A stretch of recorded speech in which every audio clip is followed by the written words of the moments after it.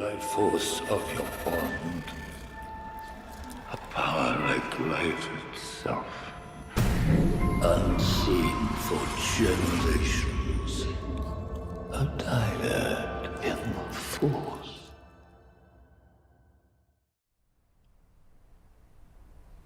Hello everyone, welcome to another episode of DYAD in the Force. I think it's episode 192, or it's 193. I have a 193 on the YouTubes, and I have 192 on my calendar.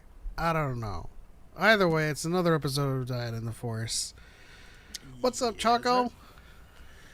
Oh, yeah, we out here. I'm curious if anyone in the chat saw our chat video.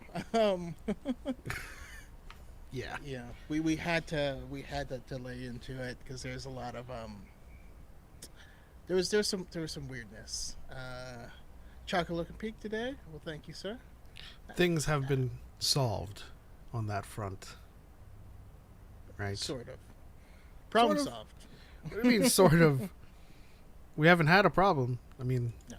I suppose, fingers crossed, I'm not like having a problem later on, but I feel like it's not going to watch the whole thing. Potato. Gotcha. We have a couple of potatoes in there, so that's really cool. How's it going, Nick Knock? Hello, friendos. Besto friendo. Shout out to the Nemo as well, and VGC. Okay, but Skeleton Crew though. So here's the thing: we didn't know there was a trailer that came out today. Listen, Dragon Age Veilguard came out. That's all I've been doing. So I haven't watched the trailer yet. So I think we're gonna try to watch it with all of y'all and hear your guys' thoughts. Yep. We're gonna watch it live. Live reactions. DYAD in the Force. If that's cool with y'all. It should be cool. I'm going to assume it's cool with everyone. Because I am almighty. Alright. Let's do it. Now, those on TikTok, obviously, we're not going to be able to see it. So, if you want to switch on over to the play button side to watch this live with us, you are free to do so. But, have a ga. What are you in for? What are you in for? I found something buried in the woods. Dad. This is unacceptable. Do you understand? Was that Star Wars lawyer? I know, that's what I was laughing. Hold on. Oh my gosh. This shows me right here that I want Chris to be my dad. He's younger than me, but still. What have we here?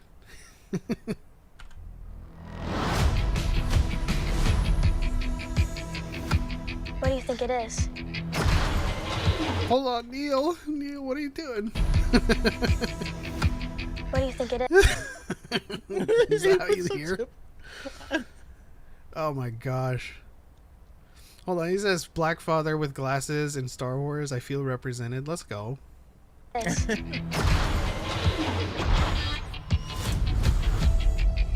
Don't touch anything.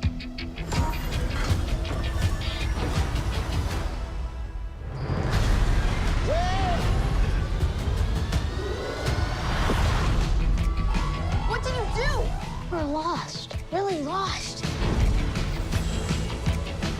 Stay together. We just need some directions home. Come on, kid. Pay up. Whoa. Where'd you two find an old Republic credit? Ooh. Ooh, that's a freaking call out, dude. Old Republic Lord Drives? Cool. Cool. Pay up. Whoa. Where'd you two find an old Republic credit? Help! Over here, quick. I'll get you home. We'll make a partnership. But we have to move fast. I need you to take the controls. Okay. Neil? Neil? Guys, we have to protect Neil at all costs. A crew of murderous pirates is coming. Urkel? Something's wrong. Roger They're Sock not and going robots? to just turn up. We need to find them. We're not alone down here. Be warned. Oh, Every what are we looking at? Not alone down here. Wow. That's a sick ship. It's a sick Okay, ship. But this is like This looks like Malibu in Star Wars. Like, this looks like Snow Canto Bite. Can't Snow Bite. y'all having a good Friday so far? We're having a great Friday so Oh, far. fantastic. They spent money on this show. Yeah. I gotta say, and we'll finish this trailer to give our full thoughts, but it looks really good. Be warned of booby traps. Pirates and mountains where none dare to go. If you hear this, don't give up. No matter what. What is that, a voice? Who is that voice? Go back. Is that the voice from the hologram? And mountains From the where hollow? none dare to go. If you hear this, No. That looks like a senator, right? Or Yeah. like a teacher? I mean, this looks like okay, lost resources. Somehow the New Republic, some crooked senator wants to get it back. That's what I'm calling, or wants to get their grubby paws on it. They hire a team of pirates to go take it. No. don't give up. No matter what.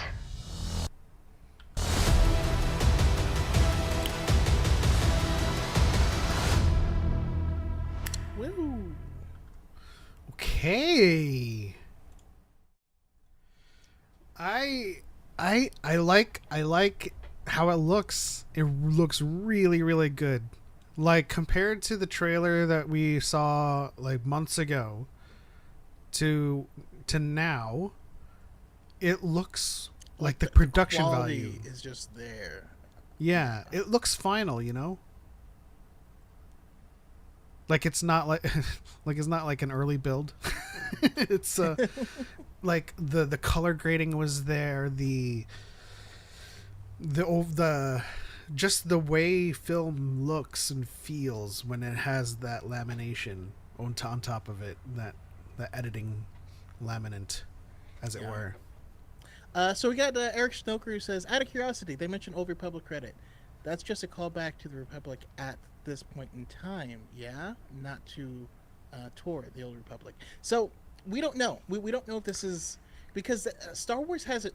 They struggle with this, where some things are part diegetic and part for the audience. And you never know. It seems to me like they are calling back to the Old Republic, Revan days, because this seems to be a lost ancient spaceship that they found. But who knows? It does sound reasonable, though. If someone post Empire says, "Oh, the Old Republic," they could just be talking about Clone Wars era Republic. No, I mean, and I think for the most part, this is a callback or a reference to the Old Republic. Like, I agree with Choco to the point where they do have that problem, but at the same time, they don't have that problem.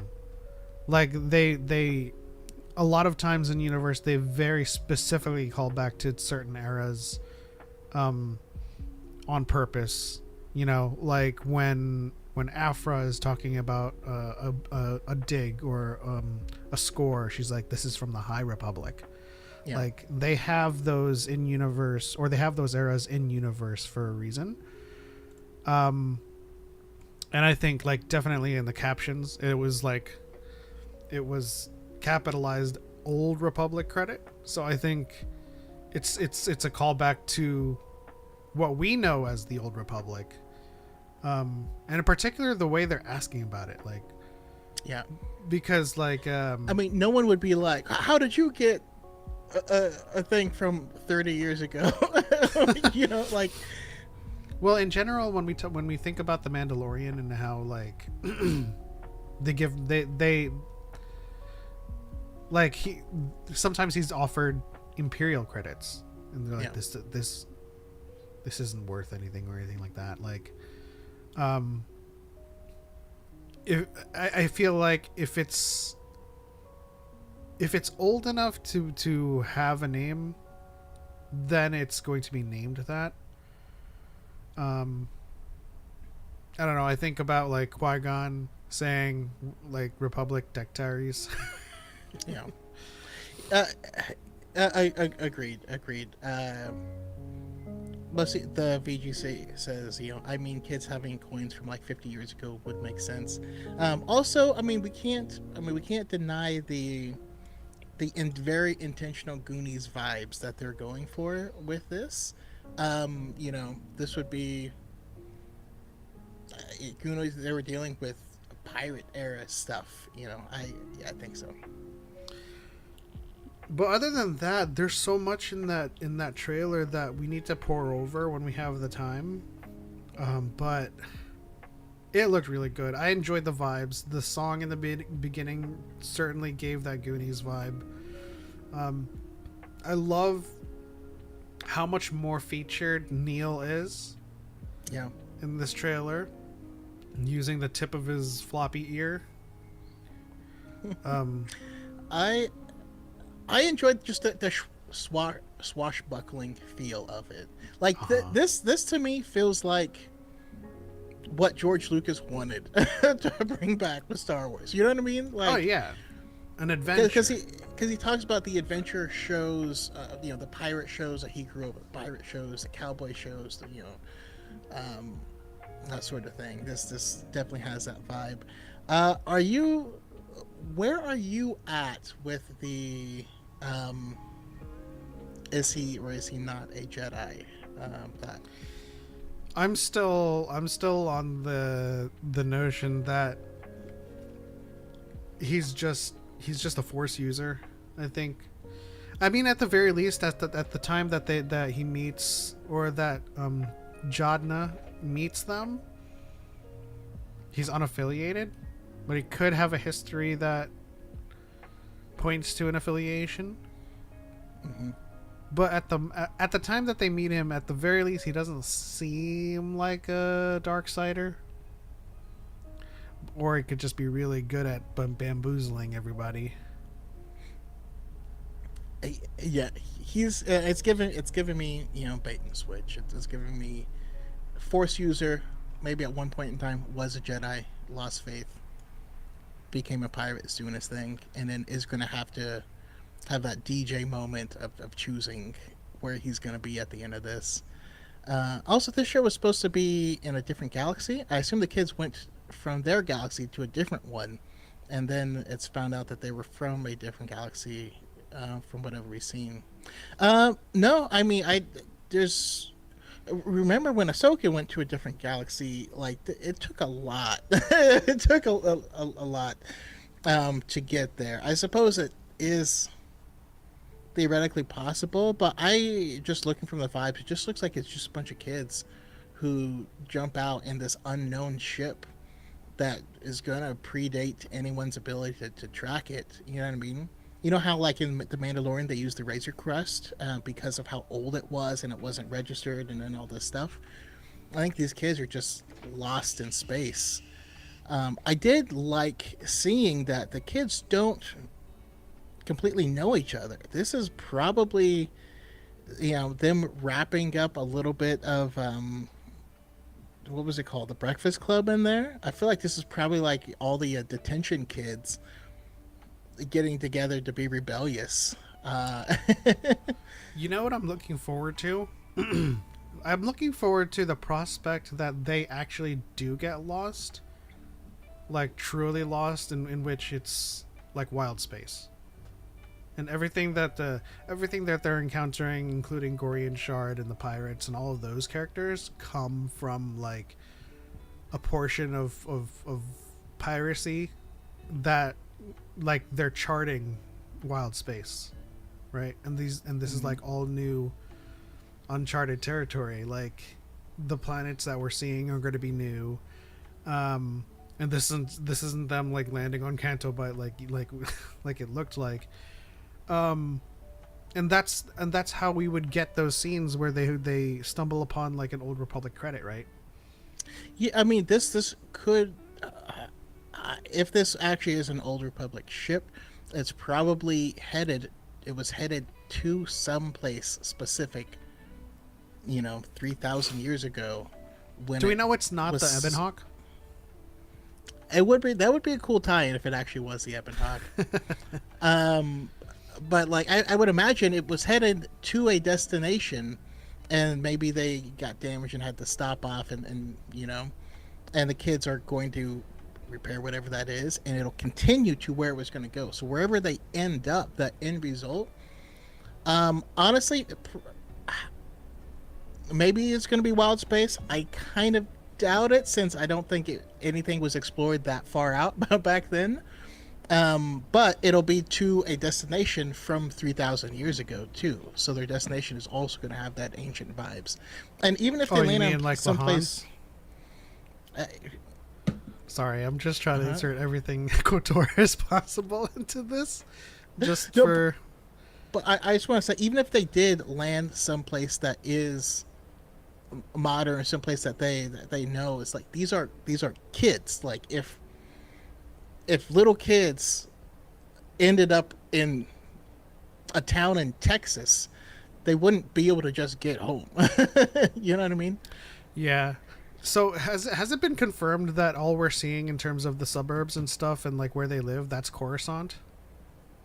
I don't think that's been confirmed anywhere. The only place that would confirm something like that would be StarWars.com, and I don't recall seeing. Yeah, because. But I haven't looked at the. Sorry, good. Well, the only reason I say that is because I feel like without the central square, without like the peak of the mountain on Coruscant and what we see from the Mandalorian with like the New Republic, it could be a more suburban planet like Brental or Hosnian. Yeah, I mean, I'm calling that it's one of the colonies. Yeah, you know what I mean. But that if it were Brental, it would be a good callback to Satil Shan's home planet, but also would be a good callback or a good place for the Ebon Hawk to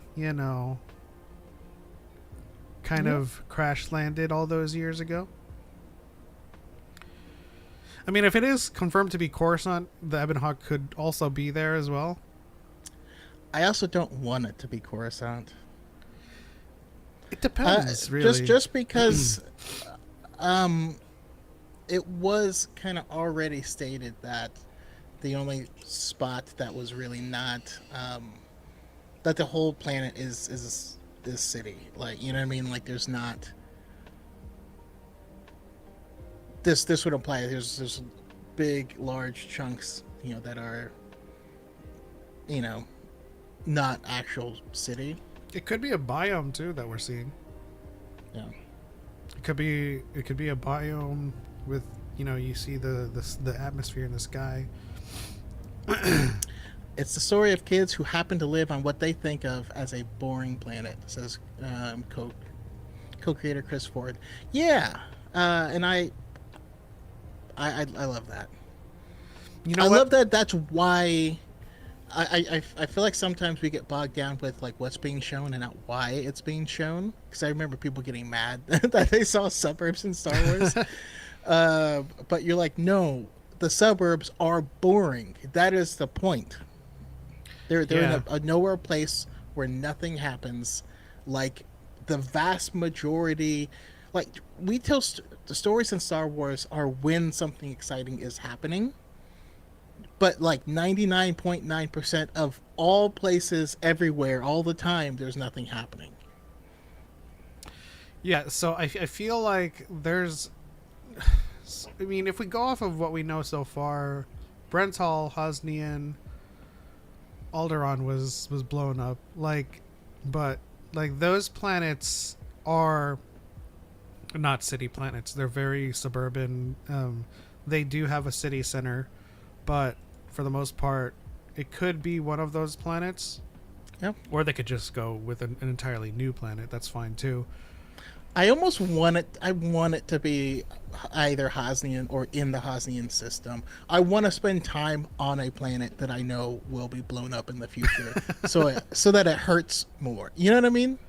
Yeah, but then like watching. It's gonna create an Order 66 problem where we're like, where were what the happened kids? to Neil? Yeah, where were the kids during the sequels? Like, no. But if the series ends where the kids just don't make it home and they're just off world at the time, then we're like, okay, so the kids are gonna end up being like, I'm not about this life. We're gonna go travel. We're just gonna do hood rat stuff around the galaxy, and you're like, yeah. I mean, like, because the introduction or the inclusion of Jadna Nawud creates a possibility that they don't return home and that they end up helping him or he ends up taking them. It depends on what kind of like archetype that he's trying to play, but I've always looked at Skeleton Crew as another puzzle piece for New Jedi Order that needs to be in place in order for them to have the correct script. And those kids, if this is like between Return of the Jedi and the sequels, I think it was like what around the, was it said that it's after Return of the Jedi, right? And but there's no exact years. There's no exact years, but this seems to be the latest thing in the timeline that we have. Yeah. Dare to entertain. Haven't seen you in a minute. Great to see you. Hello. I mean, the High Republic kids show how characters that 100% die later. That's not true. Of old age, that's different. You know what I mean? Yes, I'm sure they're dead now, but any that like the people who are You're a liar. trying to Nubs imply is still that alive. Nubs is eternal. Nubs is love. Nubs is life. That's gonna be a T-shirt. That's gonna be a merch drop later. Nubs is eternal. But yeah, I think my desire excuse me, my desire is for the kids, or for if I were to have my pick of the litter, the kids. Neil would be Force sensitive. KB would be Force sensitive, or they're all Force sensitive and they go on to get like marooned on a lost planet, and then they all develop their own kind of lost tribe. But they're found by Rey and Finn, and that's like an initial foil or an initial conflict that needs to be resolved, and they end up like kind of banding together. Because I think the biggest thing for me with the New Jedi Order is I feel like to kind of flip the narrative on its head when it comes to Too Old to Train and flipping the Jedi Order's old hubris on its head, the New Jedi Order needs to start with adults. I don't want them to have any or lean into Force sensitivity or trying to be a Jedi or anything like that. I want, I mean, and of course this is just, the show hasn't come out yet, this is just us spitballing. Please throw out your theories in the chat. We would love to discuss them here. But I'm leaning towards, like, there are these kids and they're being chased by these pirates, by this, this pirate crew. And in the end, they are going to become a pirate crew themselves. Not that they're going to go rob people or whatever, but they might just do adventures and stuff like that. You know what I mean? Like, I would love to see if they meet up with what's his name? Tech's girlfriend. Fee. Yeah, they can meet up with an older Fee who's like, I don't know, at this point, you know, sending people on missions or whatever. But I would love to like have a book or something, because I'm already imagining the story in my head. Book or something like that takes place way later. Maybe Rey needs to get out to the Outer Rim, so she charters a ship, and their ship pulls up, and they're just all adults. And they're like, "Yeah, we've been like hanging together since kids." I don't know. That's what I want. Would she be like 60? Well, Fee seems to be like. Fee's black, so she could be anywhere between I feel 30 so. and 600. What's the timeline of the final season of the Bad Batch? Before the time skip at the epilogue? 15? We're still around 18, 17? Yeah. I mean, it could be like we don't know how long, how much further it is after Return of the Jedi it is, so it could be another, it could be another 20 years, so she would be like 50, 60. But we don't know Fee's age entirely. Jedi Smark, I should be at home playing Veilguard, but I'm stuck at work. I feel you, man. I freaking love that game. I mean, nothing's stopping you from playing Veilguard while we do this. But I feel like in terms of my desire for them to be Force sensitive, I don't want them to be Force sensitive in the series. But considering the narrative structure of what Star Wars has always been, and the way they put Jadna in there,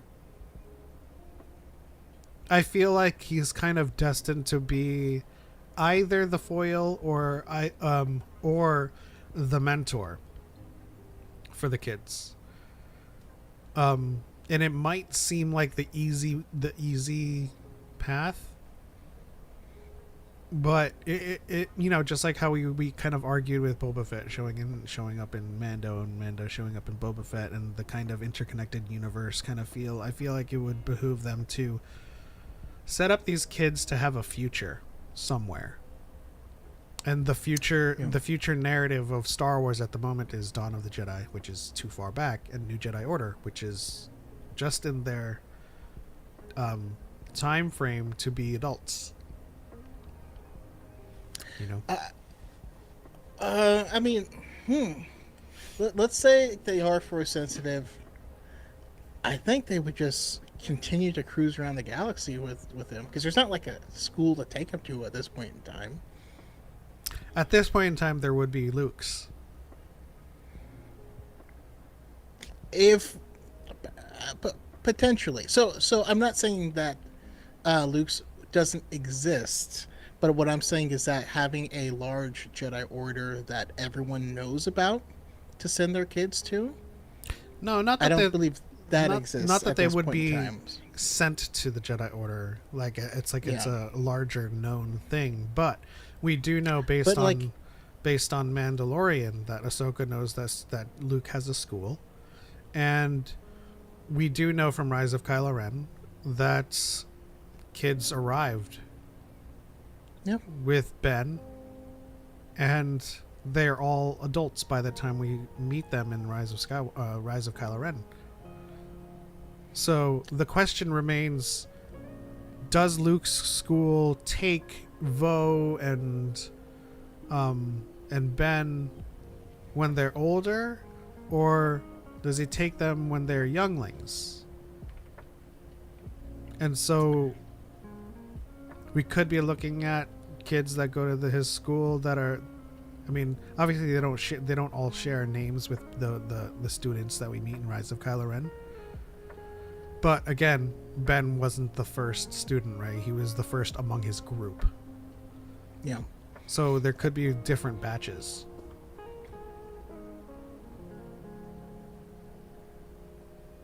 I just know I didn't. Or I mean, the other side is what I'm leaning into is they also could just not cross paths with Luke. Yeah. They don't know his school exists. He doesn't find him. I also don't argue that all of them are force sensitive. I just want KB, Neil, and what's the name of the main one? I have forgotten all of their names except for Neil. KB's the Geordie LaForge kid. Fern is the other girl. I forgot the main kid. I forgot the main kid already. Dang. Anybody? Plot twists are actually the future Knights of Ren. I mean, it's not outside the realm of Lucasfilm. What's your name? My name is Fickrel. And they're like, no. What's the other one? Appa? Apla. Why did no one tell me Tunde Adebimpe is going to be in Skeleton Crew? No one told us that there was going to be a trailer today. Wim, that's his name. Wim, Neil, Fern, Wim, and KB. Yes. KB is I kin KB because she's the Asian in the group of friends. Neil because he's just adorable, and I really want to know what species Neil is, but also the way he like just uses the tip of his floppy to hear. I don't even know if he's actually I don't know if he's actually hearing better. I just think that's just something that Neil does. Wait, she was Asian? I don't know if KB is going to identify as anything Asian, but the actress is Asian. Asian Samoan mix, I believe. Lead singer of my favorite band is in Star Wars. Is that who Tunda Adebimpe is? Is the father? No, that's Chris. That's Star Wars lawyer. What you talking about? Quote, Neil as a sweet, shy little blue elephant-like alien, but Robert always came at it at this other oblique angle. He's a comedian. I ken Neil for this reason. Yeah. I did ask this question a couple of months ago. You're gonna have to fly the ship. And he's like, "Bruh?" So after this, I know you were kind of hesitant or didn't really have a firm answer when I asked this question a couple of months ago, but after that trailer, is there someone that you're kinning right now? Who do you relate to the most? Probably still Neil. No, I mean, it's gonna be Wim and Neil, for sure. Okay. From what I see, I see both. As far as the comedian aspect of it, I really only lean into doing things to lighten the mood if I'm playing off of a straight man. Otherwise, I'm pretty somber. I did like that scene where Jadna was like, I need you to take the controls right now. And Neil's like, okay. There's going to be I feel like there's going to be a lot of Neil going like this and like having that C-3PO face. Just derp. Yeah. Because the expression doesn't change much, right? Just like the C-3PO, it's always that one expression, but you could just tell behind that expression what he's thinking. Yeah. My word. I typically dislike child actors only because they're not given good direction and the performance feels bad. But these kids seem to know what they're doing, so I'm happy. Yeah, I mean, a director needs to know how to work with kids in order to have kid actors. George Lucas is not that man. You know what I mean? If you tell Liam Neeson faster and more intense, Liam Neeson knows what to do. If you tell, Jake Lloyd faster and more intense, he's just like, no, all my life. Yeah. Are you an angel? But I think John Watts. Homecoming. Yeah. I think he does really well with like that demographic, from like preteen to teen to, because I really liked Homecoming, and yeah, he does really good job directing that demographic and kind of setting up the story to feel like that. Whereas kind of George just excels at world building, and the broader social dynamics gets lost without like someone like Marsha or an editor, you know. So I am super pumped, super excited for this show. I believe it's December 20th. When does it? December 3rd. December 3rd. Okay, December 3rd. So we have a smooth track to Christmas with this show, and it's going to be incredible. It's gonna be incredible. Ready? Let's harmonize. 1, 2, 3. It's gonna be incredible. Yeah. DYAD Live. You can find us on Radio City Music Hall. How's it going, Darth Angel?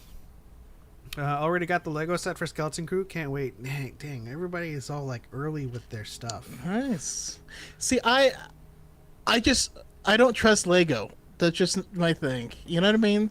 Lego spoils everything. That's like their main thing. Yeah. When's the tour? We're waiting on ticket sales. So far it says 0. We need a venue. We need a tour manager. We need.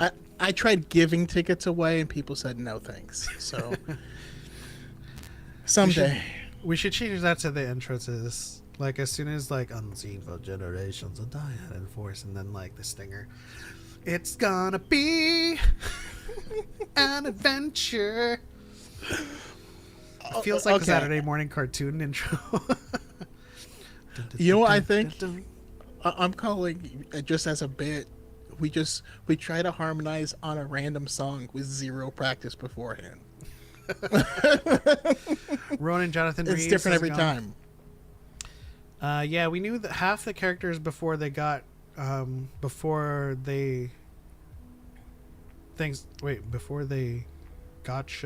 got shown. Yeah. Shown.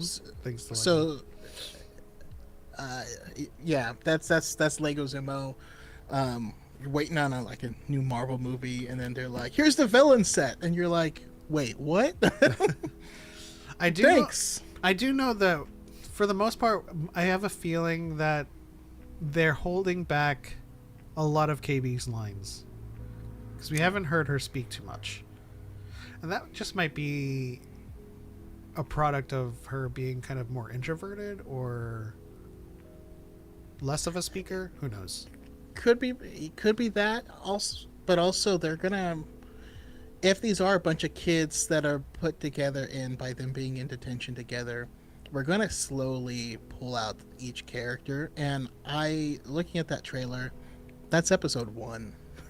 Oh, for sure. I mean? That trailer's episode 1. So like Funko did with Agatha All Along.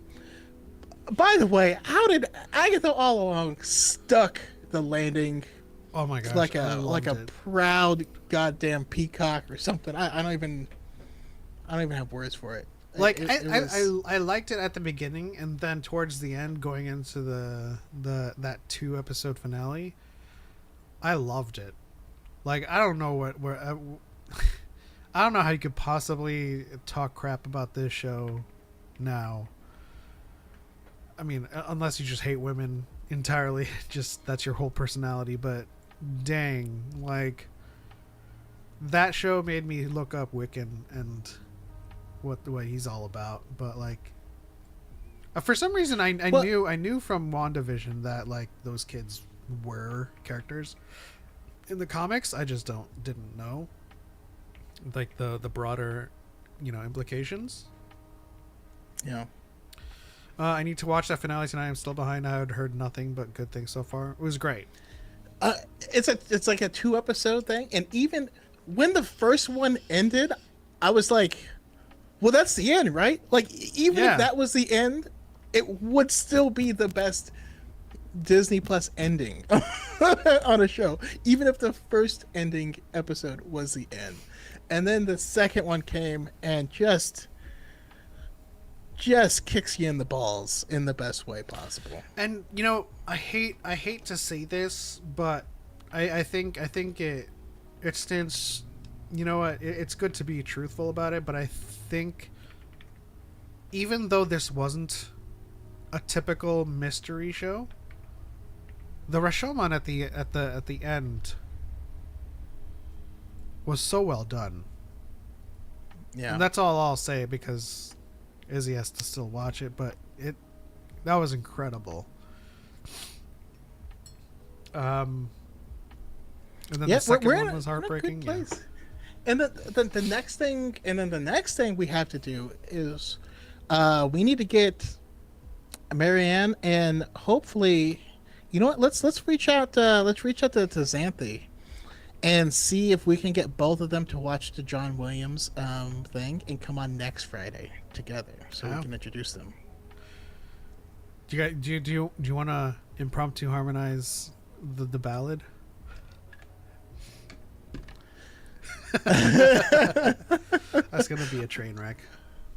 I mean, sure, we can try it, and we can. Are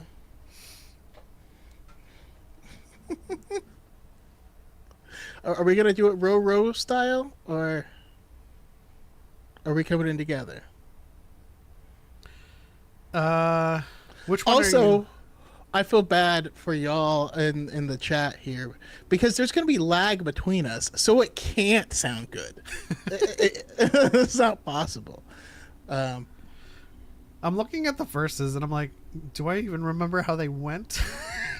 I just know the chorus for sure. I mean, that's where it starts. Oh no, the chant version that I'm looking at has a first verse for it before the chorus. Well, when they performed it live at D23, they just dove right in. I mean, let's just do the chorus then. I mean, we're gonna naturally row your boat this. Oh. All right, count it. All right. 3, 2, 1.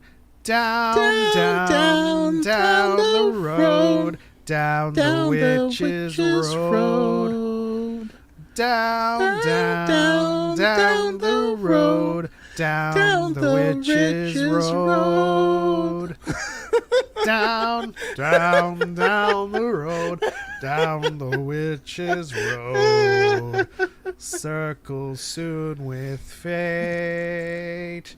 Unlock thy hidden gate.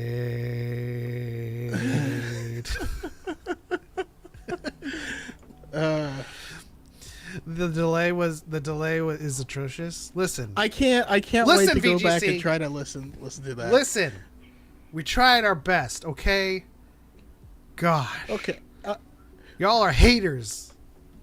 You know what? Actually, I will listen to the playback. Yes, it's gonna be funny. I hate to do it to them, but I feel like we should try it again. But I'll count it. Okay. I will count it, and I will just ignore your vocals entirely, so I can keep a rhythm. Yeah, you can even press like mute sound on your end. I was listening. That's the issue. You're a hater. That's all you are.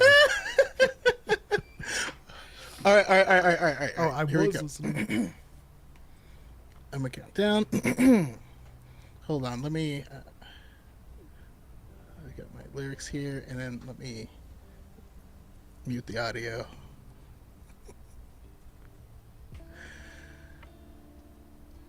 One, two, three, four. Down the road, down the witch's road. Down the road, down the witch's road. Down the road, down the witch's road.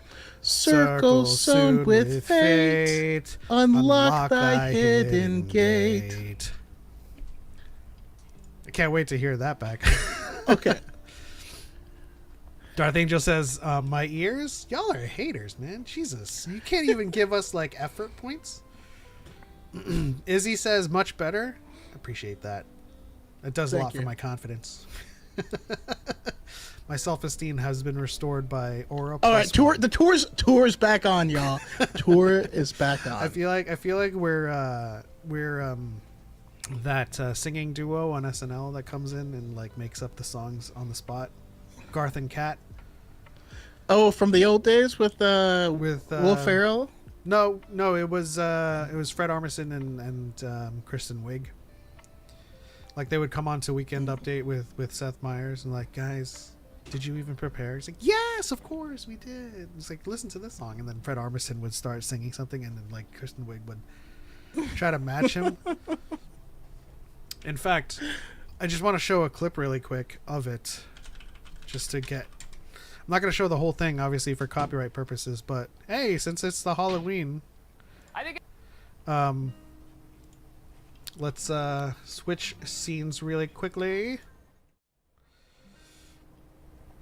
And just listen to this really quickly. This is how we sound, I suppose, right? Hold on. Halloween party. That's exactly right. Halloween party. Ready? And ready, go.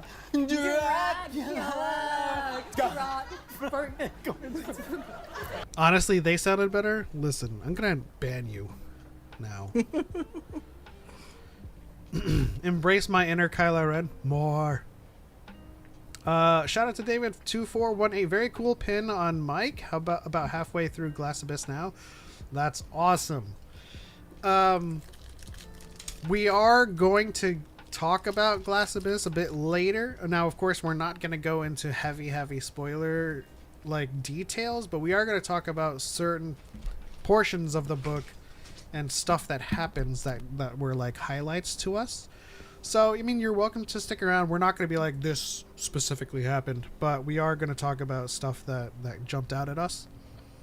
That, of course, is going to be for our full review.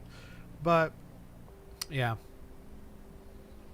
Identical. See, like, VGC says that they sounded better, and then Blue Eagle Gamer says identical. I don't know who to trust. Lies! Lies. Deception. Every day more lies. Oh, snap. I didn't even realize you put the pin on your mic as well. I just put it on just now and raised the mic so that you could see it. But he looks like he's standing on the bottom of the frame, and that makes me happy. Oh, nice. Well, he's standing on Jedi. Just got to the Anakin and Mace conversation after Waterfall. Just such a waterfall, such a cool perspective. Okay. That is one of the things I did want to mention for sure. Bring out Borg Gullet, my favorite Star Wars character. Your favorite? Borg Gullet.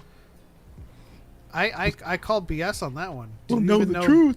Do you even know Borg Gullet's measurements?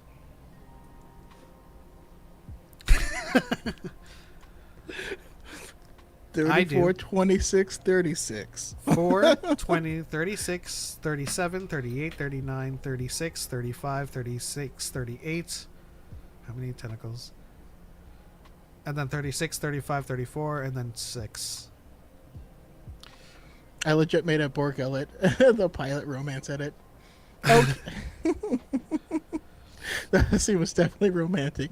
It was romantic for one side of it. That What do scene, they call it? A Greek romance? That scene had the same vibes as when Truckinator on Futurama was giving Bender a lap dance. I don't know if you remember Truckinator.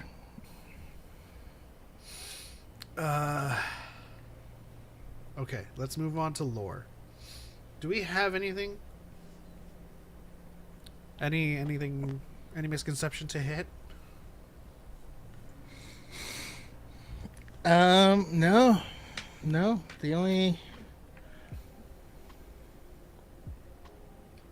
I mean, chat, if you have any misconceptions that we can correct in one of our videos. Here's the okay. misconception is George Lucas is sad that he sold Star Wars. Okay.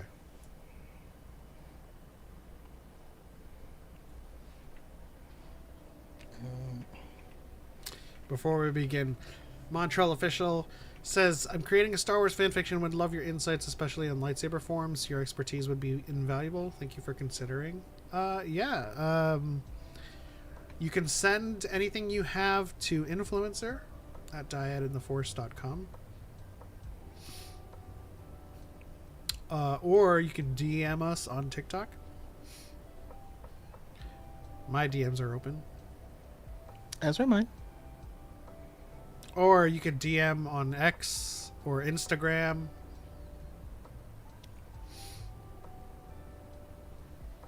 However, let us know how, like, where, like, your preferred method of communication. We'll see. We'll talk about it.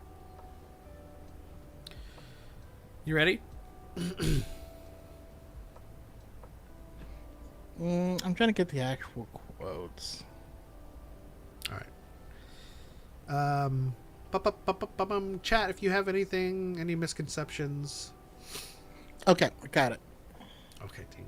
Every time I ask chat, you're like, you have it, El.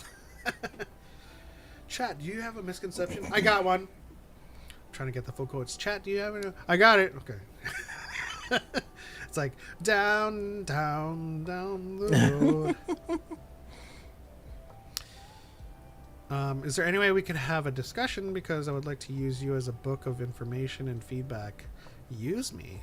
I haven't been used since my ex. I'm just kidding. Pass. In the best way possible. Insta is what I use. Yeah, you can DM us on Instagram for sure. No. And if you do it during the show, just let us know, and then we'll check it and then kind of open it up for later. But yeah, we can definitely have a discussion. All right, Choco, go ahead.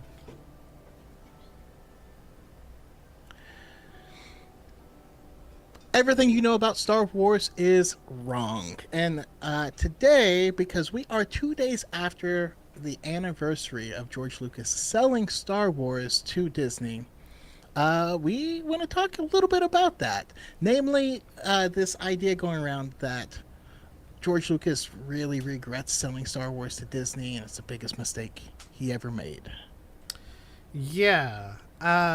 This seems to be an idea that is perpetuated by people who claim to have the best, most accurate, and faithful reading on George Lucas, who claim to speak for George Lucas, and who often use George Lucas as sort of like a gavel for judging the state of Star Wars, right? They always say they're crapping on George Lucas's legacy, they're disrespecting George Lucas's story, and that's just not the case. First of all, no one here, especially not Choco and I, can speak for George Lucas.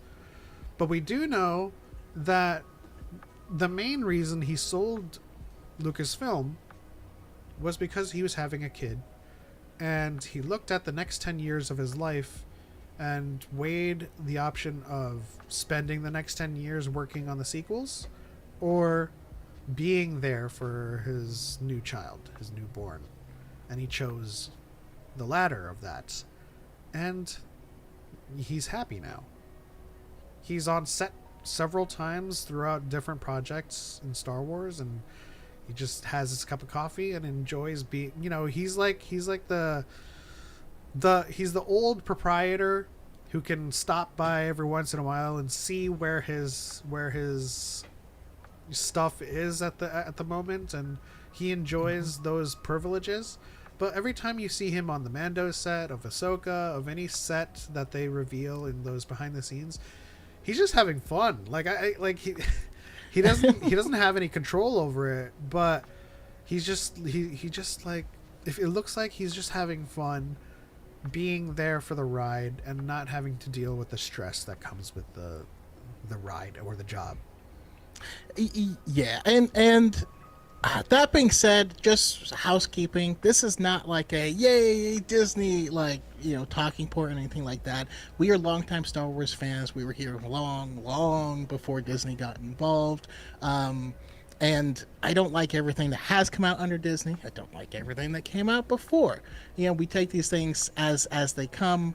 But in the interest of not pushing a specific agenda, I hate this narrative of it's George Lucas versus Disney and you have to pick a side or whatever. So there's a couple things that we do know. For one thing, George didn't shop around. He wanted Disney to own it specifically. And we do know this in the book Ride of a Lifetime. That's Bob Iger's book. And a couple other places. But recently, this year, 2024, there was a shareholders meeting. Basically, there was a little bit of turmoil. Someone was trying to come in and oust Bob Iger for leadership of the company. And long story short, George Lucas was paid $4 billion, but not all of that was actual dollars. Half of it was Disney stock. And he's made way more money off of that stock than the $2 billion. Oh, yeah. But here's what he said: creating magic is not for amateurs. When I sold Lucasfilm just a decade ago, I was delighted to become a Disney shareholder because of my longtime admiration for its iconic brand and Bob Iger's leadership. When Bob recently returned to the company during a difficult time, I was relieved. No one knows Disney better. I remain a significant shareholder because I have full faith and confidence in the power of Disney and Bob's track record of driving long-term value. I voted all my shares. Basically, he's very much in support. And I mean, you can say all you want that he was just saying that to put a good faith or good spin on it, but it's been pretty dang consistent with him approaching Bob Iger because he wanted to spend time with his kids, with him choosing Disney as the only company that he wanted to take part in. That's the whole reason Star Tours existed. You know what I mean? He worked with him on Captain EO as well. There's a long-standing relationship there, and while Bob Iger does say that he does feel like George Lucas was hurt by them not going with his treatment,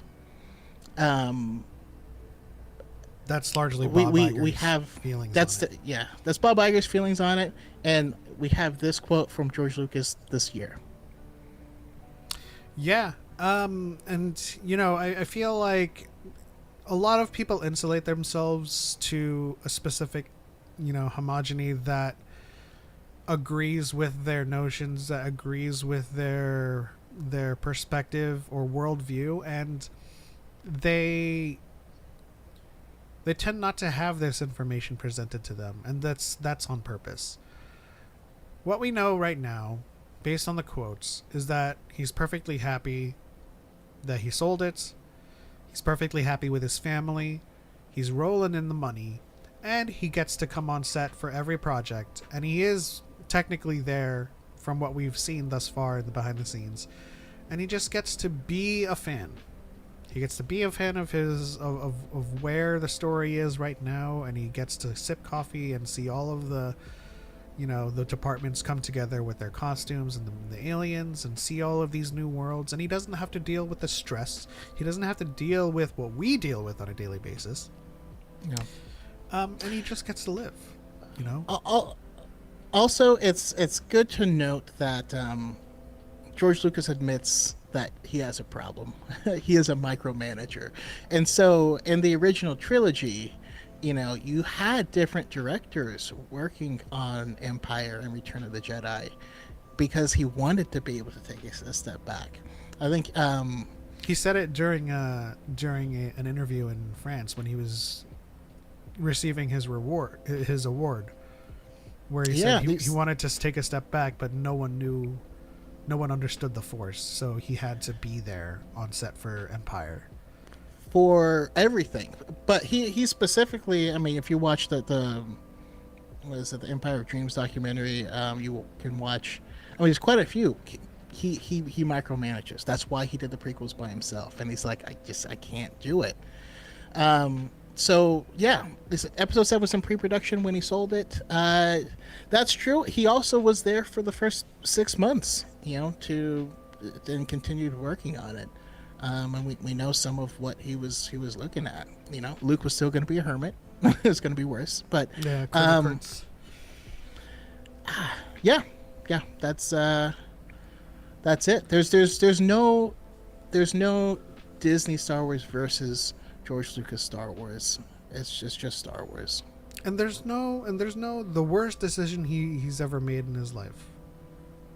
Like he made a lot of money. He was able to spend time with his family, and I feel like we as a collective need to stop getting outraged on his behalf, as if you have your ear to your finger on his pulse, like on a daily. Yeah. That being said, if you hate everything that's coming out from Disney Star Wars, I get it. That's fine. There's nothing wrong with that opinion. If you miss when George Lucas ran Star Wars, that's fine. I get it. He doesn't anymore. I'll add on to that.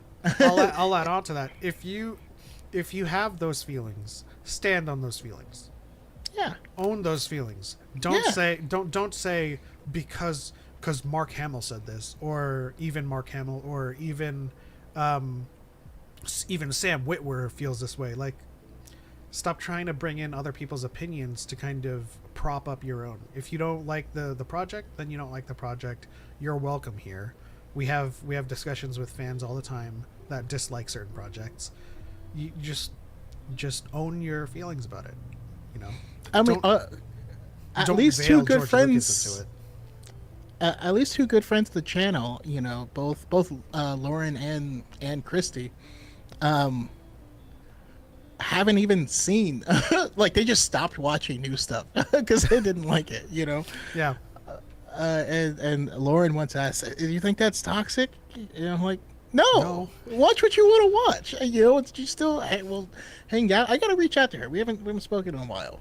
We gotta bring her on. Talk about something. We're good friends with them, and like, because they haven't watched the new stuff, we'll just talk to them about the old stuff. It doesn't really matter. Like, we're not here like requiring everyone to like everything or to be on the same page. It's funny because we did me and Sawyer did the Nerd Council thing with Star Wars Theory on his channel, and all of us are still friends except for Star Wars Theory. Everyone else that was ever part of it, still friends, except none of us talked to him. That's funny. He said in Return of the Jedi, he said he made someone else the director. He was still on set every day. Yeah. Poor Richard Marquardt, who's just like, you are going to direct this so I don't have to be here. It's like, why are you still here? Listen, dude. How can someone claim to represent George Lucas while refusing to listen to what he said? I mean, yeah, exactly. Like, in the very video where you're like, they're shitting on George Lucas's legacy, you're going to claim that George Lucas's stories was never driven by any agenda, when he's quite on the record saying his stories was the Vietnam War, and like, it was his vessel to put his commentary on social sciences into, you know. And when people cite Mark Hamill for disliking the direction of The Last Jedi, but then when we say, oh, but he actually turned out to love The Last Jedi when he saw the whole thing put together, it's like, oh no, he's just being paid. Like, so it's just, you cite people when it's convenient, and then you say that it's a conspiracy when it's not convenient, it doesn't agree with you. So this is why we say, just stand on your opinions by yourself. It's not a bad thing to dislike something. Just own it, you know? Yeah. Like, whenever we meet people that dislike a project, we're gonna talk to them about why they dislike it, rather than like whose opinions you're using to form your own. Like, it's completely fine. Montrose says, a part of me hates the fact that Anakin turns to the dark side, but we have to go through that pain to get another character, Darth Vader. Technically, there was Vader before Anakin, if you go by IRL. Yeah, I mean, okay, here's my hot take. Or I should just wait for that section. I'll wait for that section. It's spicy. Technically, there was Vader before Anakin, if you go by IRL. Yeah, I mean that's true, but that's mostly a product of telling the story in the chronology he told it. Right. Yeah. I mean, also, like, you know, he created the chosen one to make it more special and put a lot more spice around his story after the fact. To me, the prequel trilogy is a parallel of how U.S. imperialism made us lose our sense of justice after World War II. I mean, there's a lot of that in there. Yeah, there's an air of like the police of the world, and like, yeah, definitely there's some baked in there for sure. You know, I mean, he specifically cites looking at Palpatine as you know, George he W. Bush, right? George H.W. There's a mention of Bush. There's Richard Nixon, and there's Dick Cheney as well. I argue there's Dick a Cheney lot of is actually Palpatine though. True, but like all could you imagine Richard like... Nixon wanted to append the Constitution to allow himself to run for an additional term. And was like trying to gear up to do that, and like so that's one of the things that he was really wanted to like isolate and put in there. There's a lot, you know. He specifically says in the archives that the whole point was to show how a good person can become evil in Anakin, and how a democracy can become a dictatorship. And specifically, he mentions, you know, it's not when someone else comes in and takes over. It's when the people of the land start giving up their rights, and it's when business gets involved in the government. Yeah. And of course we have the most famous line from the prequels. I would argue the most famous line is, "This is how liberty dies," with thunderous applause. You know, willingly giving up their rights, willingly transferring power, and no one is fighting against it. And it's funny to hear it soon say he was just trying to tell a good story. There's no agenda. When the whole first movie starts off with a trade dispute, you know what I mean? It's about a trade dispute that eventually leads to the end of democracy. That's what it's about. It's crazy. Honestly, a lot of it has very present day implications too. The trade dispute would be this notion of tariffs, you know, and how we're going to handle people putting tariffs on the U.S. And so, like, it's just there's just a lot of real world analogs. And I didn't expect to be living in the prequels. That's for goddamn sure. So who's Qui-Gon and Obi-Wan going to? I don't know. Going Beyonce? to help the Nubian government. Nubian, huh? I also hate that disconnect, because Nubian has a totally different meaning to me. Right.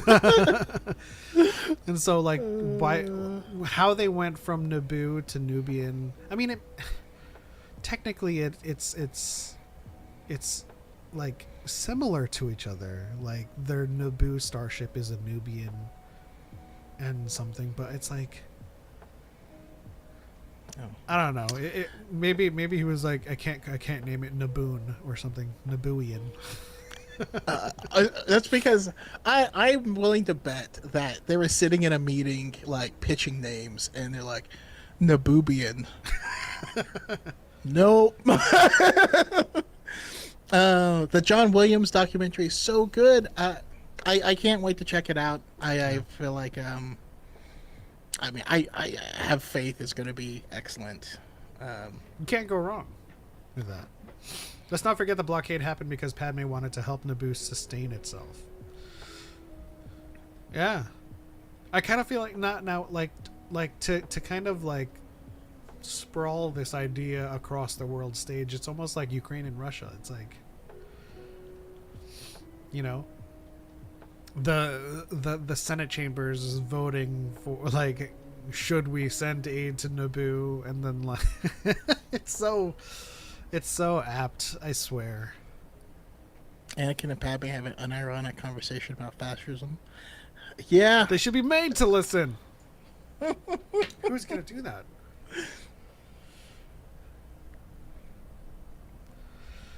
Hey Element, did you get a chance to check out any of the Star Wars The First Resistance episodes? I listen, Blubbird, I will.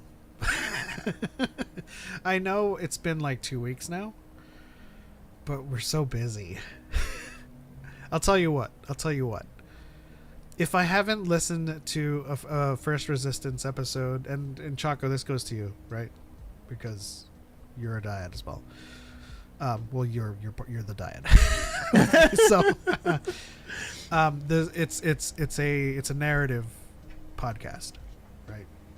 Ah, okay. So let's listen to. Why don't we do a reaction to it? Let's do a reaction to the first episode of First Resistance for Blubbird. Just because he's been asking for it for a long time, or they've been asking for it, and so yeah, I feel like we can do a reaction to it and make a video out of it, and yeah, I'm sure we'll enjoy it. You know, we love everything Star Wars. That's the kind of fans we are. We love everything Star Wars, and then when we get new Star Wars, we're critical about it, but like we stay excited, you know, and that's why we always call into question the tourists that just exist to see Star Wars fail now, and they're like, yeah, but we're true fans. Like, what? Like, I get wanting better Star Wars, that's a given. Like, if you're a fan, of course, you want better Star Wars. It doesn't matter if you want better Star Wars. I agree with that sentiment, but wanting everything to fail, that doesn't sound like a fan.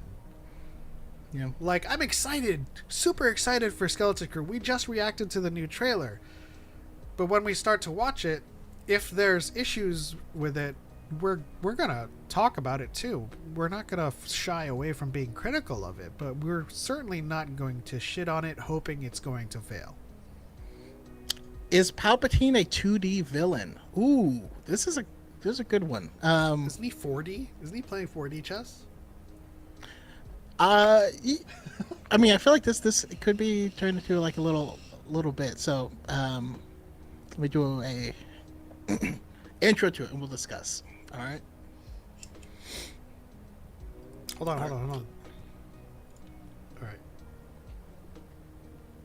Star Wars question here. I have Montreal Official, and they ask, is Palpatine a 2D villain? This is a complaint I have heard a lot of. I've heard a lot of people dislike Palpatine because he's a 2D mustache twirly villain. What do you think? I think for the most part he is, but that's not a bad thing. Because, you know, when George was writing these stories, what was the first thing he said, right? These stories are for kids. And when we're talking about going into detail and trying to dissect the stories into more than what they are, we get the classic Harrison Ford Han Solo line, "It ain't that kind of movie, kid." It was like the binary between good and evil is very, very like cut and dry in Star Wars, right? The good guys and the bad guys are very much delineated perfectly. Now, when we get to future stories, when we get to like stuff like Mando, the Acolyte, and all of these stories that are post George Lucas era, of course, we're going to get into the weed of things. We're going to get into the nuances and blur the lines a little bit, particularly with Saw Gerrera and viewing the rebels in a light that is not wholly good. So yeah, we have those stories too, but essentially Palpatine was a stand-in for who was supposed to be the mustache twirling villain that was easily identifiable as the bad guy. Yes. And so where I'm at in it is yes and no. So he was one. Well, when you get beyond become the other. But yeah, I mean, he just pops out of nowhere in Empire Strikes Back and then shows up, and he represents evil, just a blanket statement of evil. However, I love what books and the Clone Wars have done for his character. Yeah. So I was in the camp of I didn't like him because he was a 2D villain. Now I really like him because to me he's the epitome of, and this was hinted in George's Project, was hinted in Return of the Jedi and in the Clone Wars. He was never this all-powerful villain. He barely kept his crap together throughout this entire conflict, and his schemes were almost ruined all of the time by just people. His mortal enemy is Padme. This young girl is his mortal enemy because he plans this whole thing out, and then she gives a speech to the Senate, and he's like, God damn it. Thwarted yet again. Which is another mustache twirly line.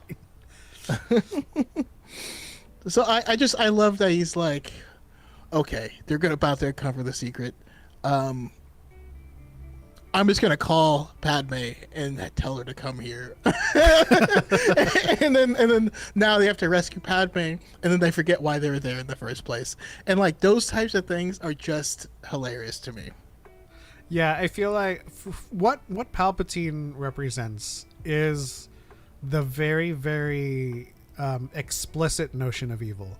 But when you get into the weeds, when you read his books and when you read the deeper nuances of his character, obviously he's playing 4D chess. He has designs upon designs. He has contingency plans for his contingency plans, and he is a very, very smart and calculated villain as well.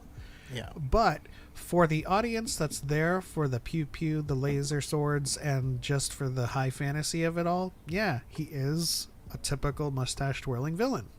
Mm-hmm. But just like us, just like fans like us, there's very, very simple concepts in Star Wars, but for us, we go deep into it. What is the world between worlds? Let's decipher the Jedi texts, and what does the cycle of the Force look like, and what does balance look like? Fans like us, we like to talk about that stuff all the time. One of my favorite Legends books, actually, it's not a great book, but the concept of it's funny. Labyrinth of Evils is one of the Legends books, and it leads right up into Revenge of the Sith. So again, Legends, but it's Obi-Wan and Anakin, and they find the Nemoidian's chair, the thing that has Palpatine. It has a direct line to Palpatine. So they discover this and they're trying to track down. There's this line and it sends them to the works. And so you have Mace Windu and some people who are tracking down, and they're super close to catching Palpatine on Coruscant. And then you have Anakin and Obi-Wan tracking him from the other side. And Palpatine is trapped. He will be uncovered. And then he calls up General Grievous and he's like, "Can you come pick me up? Can you come pick me up, please?" And that is where Revenge of the Sith starts, is Palpatine being kidnapped. So basically he had him come kidnap him so that they just forget about what was going on because a bigger deal came in, and that's the only reason he escaped. It's just a funny book. Yeah, I feel like Craig McGuinn says how wow, Parappa the Rapper. Yes, I remember that game. Like how Craig McGuinn says Padme and Mina Bonteri convinced the Separatist Senate to vote to end the Clone Wars with peace. And that's largely how Palpatine is thwarted for the most part. Palpatine, whatever is under his control, goes very, very smoothly. But being found out by Yaddle, who follows Count Dooku, being found out by Fives, there's a lot of things that really, really kind of throw a wrench in his plans. But at the end of the day, he set up Fives to look like he's trying to assassinate him. He set up the Jedi Council to look like they were assassinating. So everything that's out of his control can very well go out of control. Yeah. But also, Anakin's kind of dumb.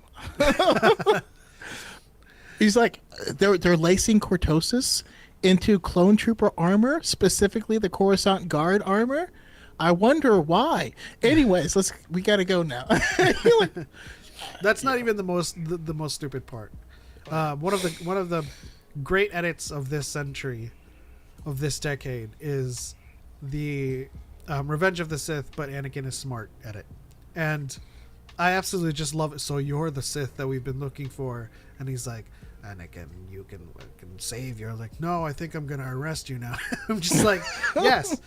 Like the tragedy of Darth Plagueis, the opera scene. He's like, I think that you're trying to do a calculated manipulation of me to gaslight me into thinking. Like, it's such a great edit, you know. And we all hoped at some point in our lives that Anakin was simply that smart, you know.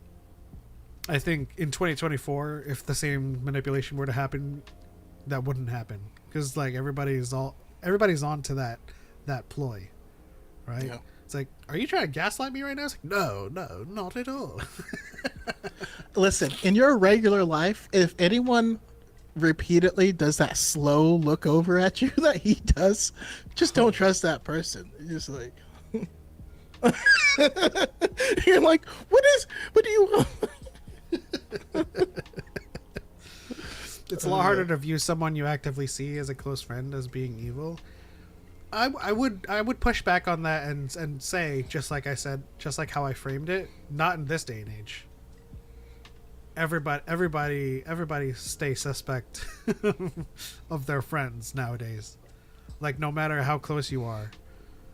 Like people lose their friends nowadays. Yeah, because they don't stand on that. They stand on their business. I have a friend who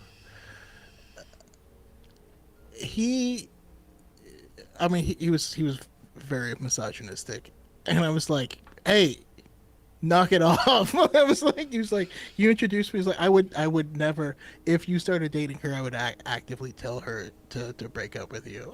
Like, to be honest. And he's like, why? And so yeah, that's, I don't know.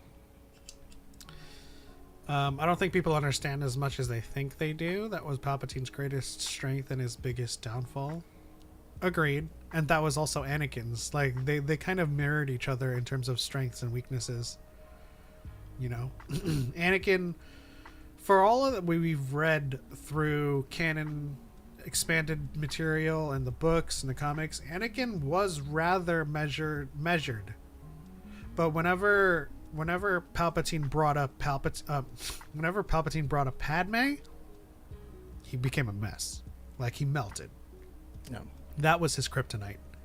Palpatine. Like I said, with the but Anakin is smart kind of edit, like he's like, so you're the Sith Lord we've been looking for, and he ignited his sword, right? And then he's like, but I can help you save Padme. He's like, God damn it. You know, he was on the verge, right? And he even reported back to Mace. He was like, I found the Sith Lord. And Mace like, stay here. He just, you know, he kept on thinking about Padme. He was looking out in the distance, and then the song exactly played. James Kenobi, exactly. Evil head turned like 6 times in that scene.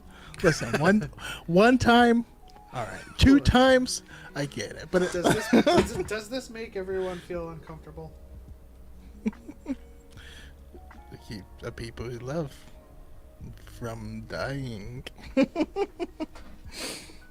Not but I'm a Jedi. Yeah. Honestly, it makes me comfortable turning my head so slow. Like, it's not natural. To be fair, Anakin was told to just report stuff. That's true. Yeah, but he has the wherewithal to do it, right? He has the wherewithal to tell Padme he killed the women and the children. He's very like, you know, he's not that far gone. It's just being pushed by Palpatine that makes him make the wrong decisions. Yeah. Let's see. I'm a new subscriber from New Zealand. Hello and God bless. How's it going, Star Wars Forge? Thank you for subscribing and thank you for being here. Appreciate you. So, what else? What else can we talk about? Unless you just want to go into the Glass Abyss. Yeah, let's move into the Glass Abyss. We'll keep it light because we have people who are finishing it up, but yeah. So, I mean, Glass Abyss came out 2 weeks ago, October 15th. It's by Stephen Barnes. It's our first canon Star Wars book about Mace Windu. The only other one being Shatterpoint, but that's Legends. So now this is our only canon book of Mace I'm just Windu. going to come out and say I think this is a lot better than Shatterpoint. Don't get me wrong, I enjoyed Shatterpoint. There's some things that are kind of weird about it to me. And Matthew Stover is an amazing writer, but like the caliber of his novelization of Revenge of the Sith is head and shoulders, ankles, knees, head and shoulders above Shatterpoint. Yeah, in my opinion. I said this much in my kind of like my video on Jack's Fopad. They're both very talented writers, but at the end of the day, with a book about Mace Windu, we get so much about Mace Windu in this book, about being a person, where he comes from, what makes him tick, all of the intrinsic qualities that you want to learn about a character that essentially we don't really have much on. Mm-hmm. And Stephen Barnes does such a great job of giving us all of these details, with him having those nightmares, and we didn't even know that he was like besties with Qui-Gon. Hey, Montreal Official, thanks for your subscribing. Thank you. Yeah, let's talk about his friendship with Qui-Gon. Like that wasn't hinted at all in the prequels. So it wasn't hinted at before, but it just makes sense. It does. You know what I mean? We know that canonically speaking, Mace Windu is the least politically minded Jedi, of basically anyone. Luke remarks this in Secrets of the Jedi, and that's just a canon thing. And that's part of his problem, is because he ends up being blunt, because he just doesn't care. And so the fact that he was like, when Mace Windu goes to Yoda and is like, we should tell the Senate that our ability to foresee things has diminished. I do see that as something that Qui-Gon would do, like exploring interesting options. Yeah. And for him to acknowledge, like, with that mission, the best person for it was Mace Windu and the closeness of their friendship.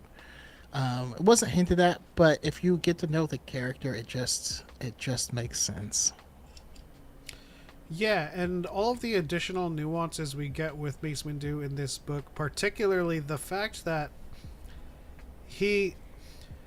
even though he's the first person to be like, we are keepers of the peace, not soldiers, he often self-identifies as a warrior.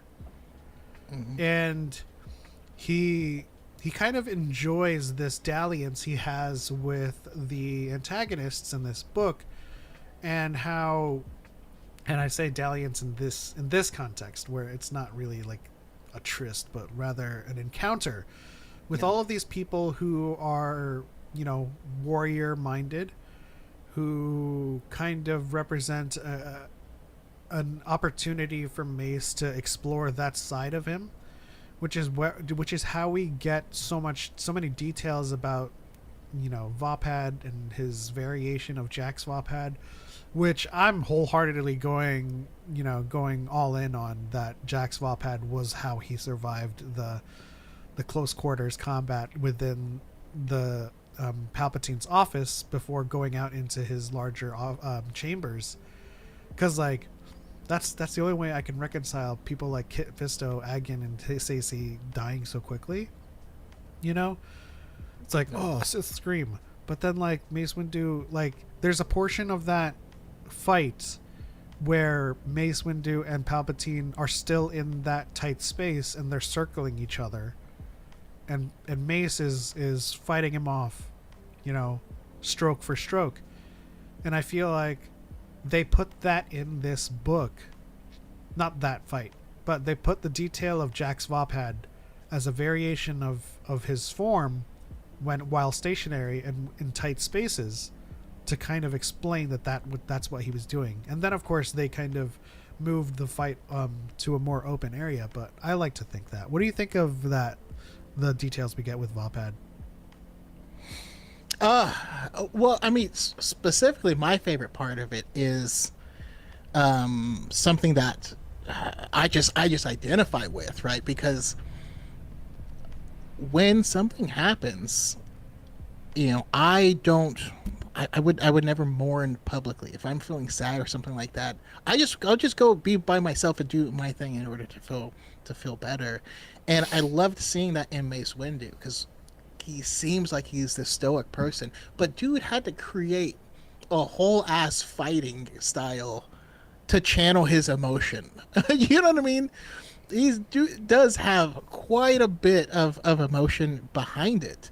And so that's how he deals with it. And I loved seeing him placed into a situation because he fears, because he does love to fight, but he fears how much he loves to fight, which is just a cool character thing. And to put him in a fight where he's like, I know I'm going to lose this fight. I can't beat this opponent. As things are right now, which is what happens when you put the Ultimate Warrior against a foe that he won't be able to beat. Which makes me think of Ultimate Warrior from WWE. But I love that part too, Master James Kenobi. What is kindness here? I love that we can get to see that from the Jedi's perspective when choosing between injuring someone or taking a life or something like that. They're always asking, what is the kindest solution? Yeah. And one of the things I love about Stephen Barnes' prose is his ability to make Mace Windu in the middle of a fight look like a complete anime tryhard. Because the thoughts you get in the midst of battle with him thinking about how to, you know, use someone's momentum, how he chooses to attack a certain portion of the body, coupled with his thoughts on how he's going to keep them alive to send a message. Like, everything sounds like inner monologue that you would hear from a character in an anime while they're fighting. And it's like, if I strike him in the stomach, it might be lethal. But if I break his elbow, that will disable him and create an opening for the next person that's about to hit me from behind me. And it's like, oh my gosh, Mace, you were born to be in Hunter x Hunter. They also another cool thing they did with Vopad is talking about the empty hand version of it. And you're like, yes, they keep trying to bring in the 2D Tartakovsky animation. Yeah, you know, because they did canonize that what happened on Dantooine. Now they're canonizing, you know, open hand Vopad, which is why we see Mace Windu just punching droids. I mean, I would like to call it at this point. Let's call it Silat Vopad, or Kali Kali. Because, I mean, yes, you ascribe those to stick fighting, but essentially what those words mean is empty hands. Yeah, although he does have a two-handed version. Yeah, he does.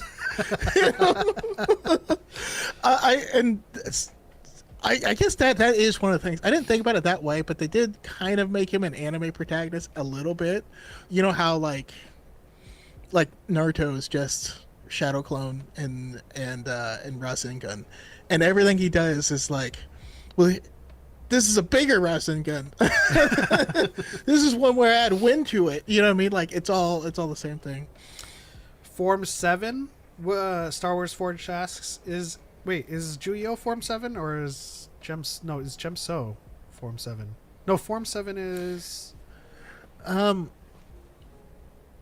Form 7 should be Gemso. That was Anakin's. my brain is telling me the Gemso, but well, in my Rebels, heart is telling me the other one. in Rebels, his hollow was he was practicing a variation of Form 7, and his preferred form was 7 or Gemso.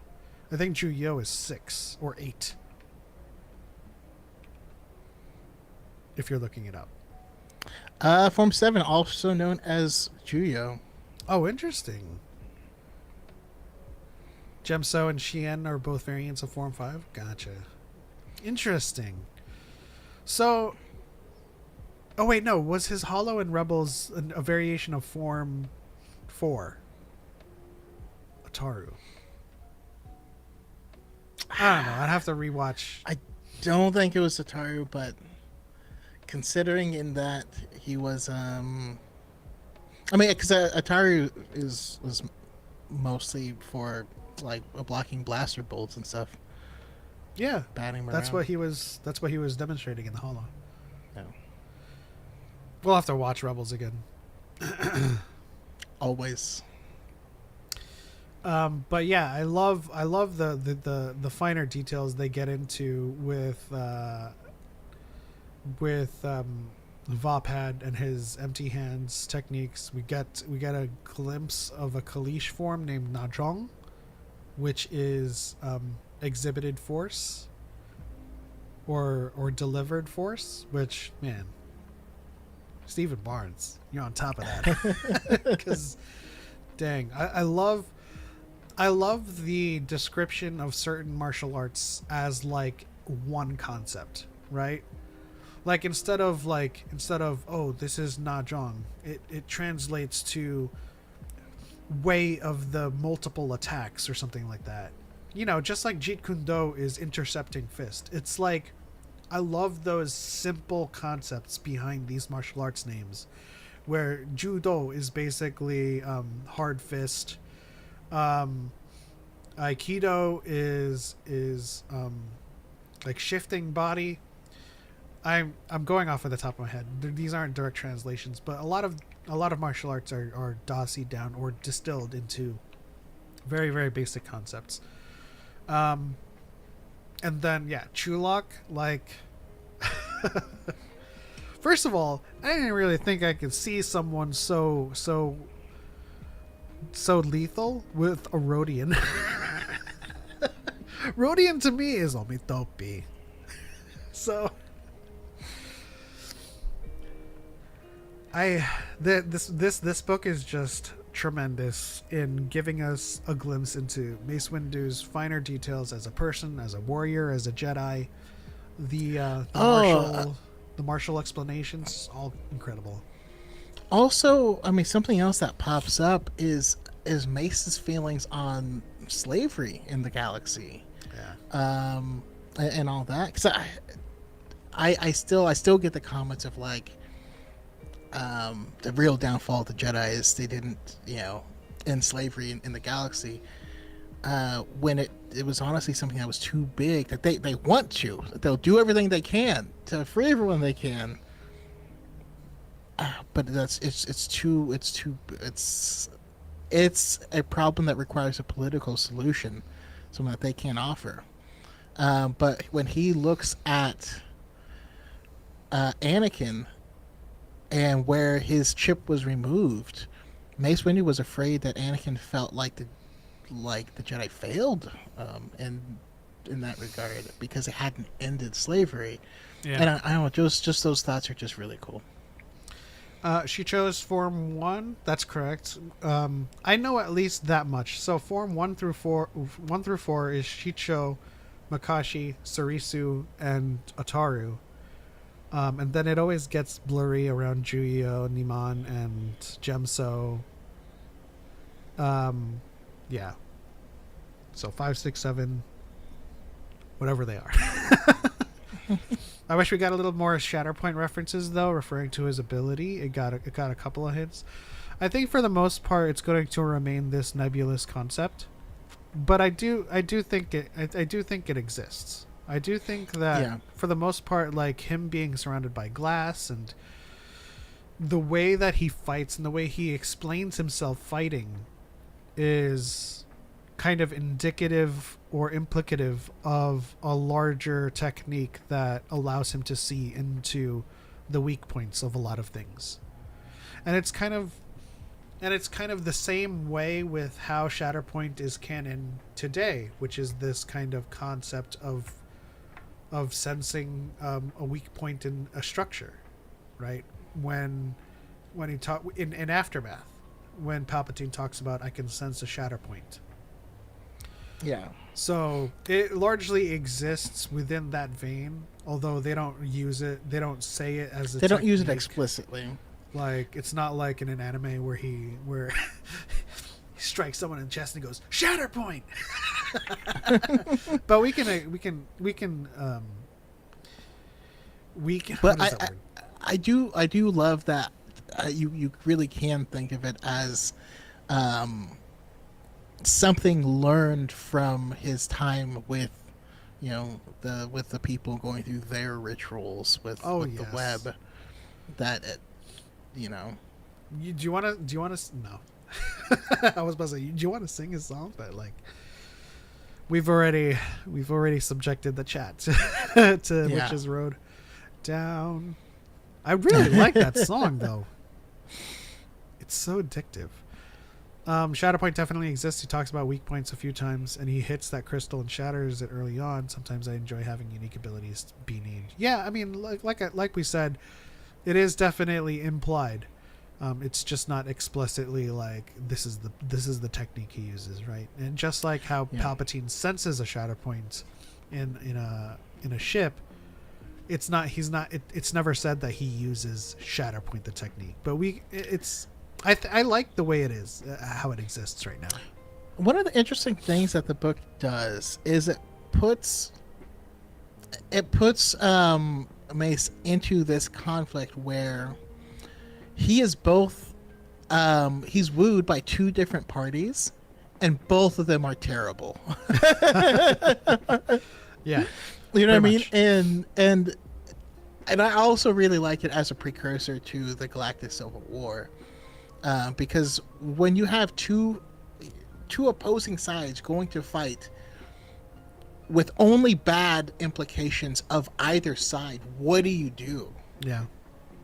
What side do you choose? Especially if, whatever either of them do, like the regular people are going to get hurt. What do you do in that situation? And yeah, that's what this dives into. Are Force abilities ever really referred to by name though in animation or live action? No.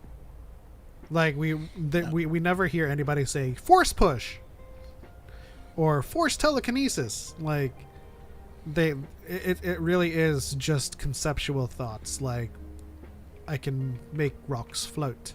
Like it's just I can lift the X-wing. I can't believe it. Like a lot of those abilities aren't really named explicitly within universe. Like force projection is never named, but we get it in a reference book, Simulfaturus. The battle meditation is not anything that's named in canon. It's just connection with all of the Jedi, creating a network basically. Anytime it is said in universe or diegetically, it's not naming a technique. It's just what they're doing. How about Mace saying, I used Shatterpoint while explaining how he did what he did? I mean, yeah. So what you're talking about is is what we refer to when we say when we talk about anime, animification, animeification of it. But I mean, I like that,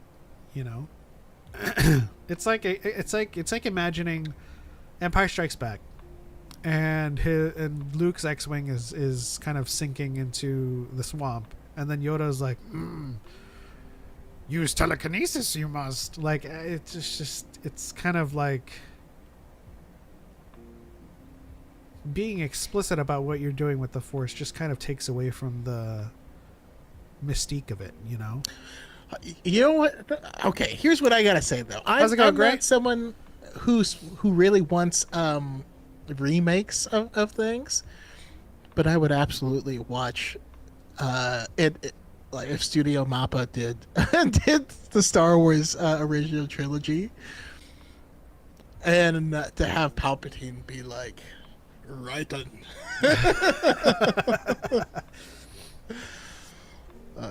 Kaminati. Kaminati means lightning bolt. Yeah. Why did it take Dooku longer to beat Kenobi in Attack of the Clones than in Revenge of the Sith while dueling Anakin? Because Kenobi is a master of Sarisu. he's going to make the fight. He's going to draw out the fight, waiting for their opponent to make a mistake. Now, obviously, Dooku doesn't make a mistake until he fights Yoda. God, I love that part of the novelization. Also, I mean, keep in mind again, it is not anime, right? I don't know if any of you guys play like Street Fighter. There's some times where you can just wash someone. You know what I mean? Like the fight is like 30 seconds that round, and sometimes they're better than you, but they overextended and you wrapped them up in a combo or something like that. Like that stuff happens. It's not these people are equal, therefore it's going to be a long fight, or this person is, You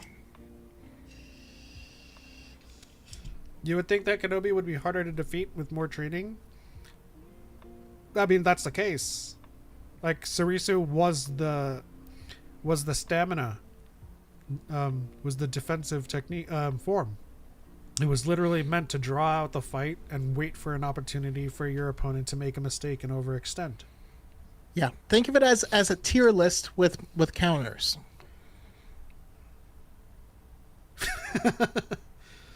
I support a franchise. Am I wrong?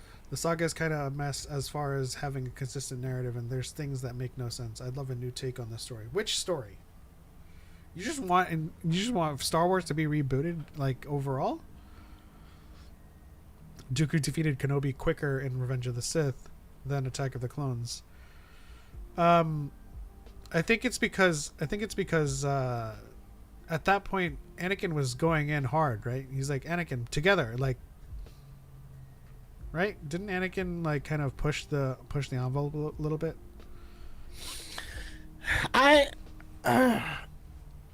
mean, for one, there's just so many. It's not a question that there's an answer to. You know what I mean? Like Obi-Wan in Attack of the Clones had been kidnapped and like strung up in an arena. He had to fight a bunch of monsters and then a bunch of droids, and then chased them there. And then his partner ran in, and he was distracted, And then in Attack of the Clones, he almost died, in the fighter jet, and then had to fight a bunch of people to get up to that point.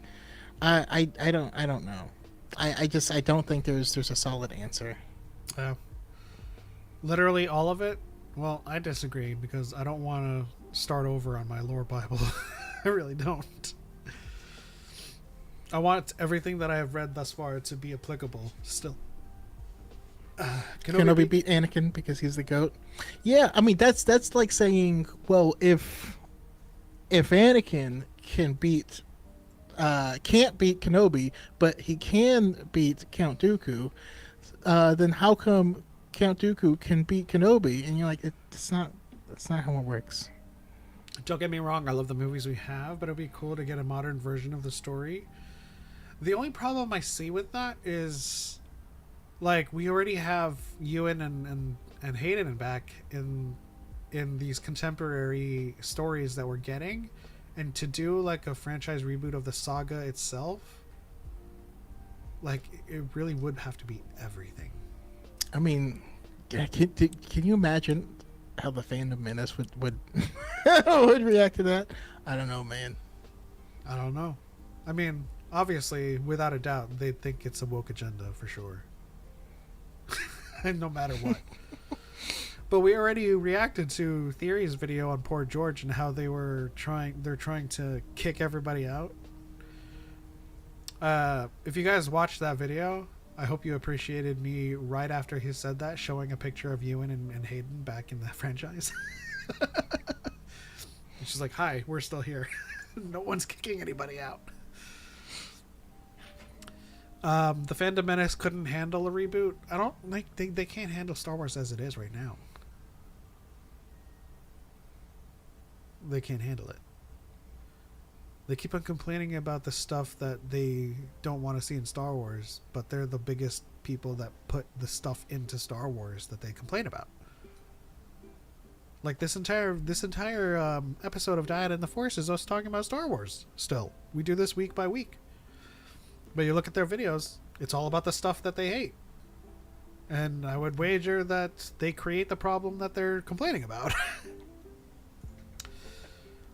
The Fandom Menace can't even handle seeing women with autonomy. True. Like how Vader could force choke Imperial officers from across a Star Destroyer. It just works. It's the Force. Whatever we get. That's why I can't understand people prescribing upper limits to a Deus Ex Machina. It's like literally the Force exists so that, or the Force was created so that George could get away with doing so many things that wouldn't normally happen in a typical narrative. Like everything we saw in Empire Strikes Back was literally Ex Machina. Yeah. Luke getting captured by the Wampa, introducing telekinesis so that he can pull his lightsaber, introducing Force Ghosts so he can say, go to Dagobah. Like everything that happens is an Ex Machina to get Luke to Dagobah to meet Yoda. And if you listen to George Lucas like commentary on Empire, he's like, yeah, I mean, I had to kill off Obi-Wan in the last movie, and now we needed to introduce a new mentor for Luke, and so I kind of like I created Yoda. And so it's all off of George Lucas's whims. It's a whimsical tale. Yeah. By the way, in the early drafts, there was no Yoda, but they were going to get to Yavin 4, and Luke's dad was going to be there, and he was going to be like super powerful and like My son. like a mega Chad. Yeah, things could have gone very, very differently. Honestly, I wouldn't have minded that. Like back then, I didn't know the prequels weren't there, and we didn't like before Empire. We didn't know that was because that was a huge twist back then. It was the plot twist of a century.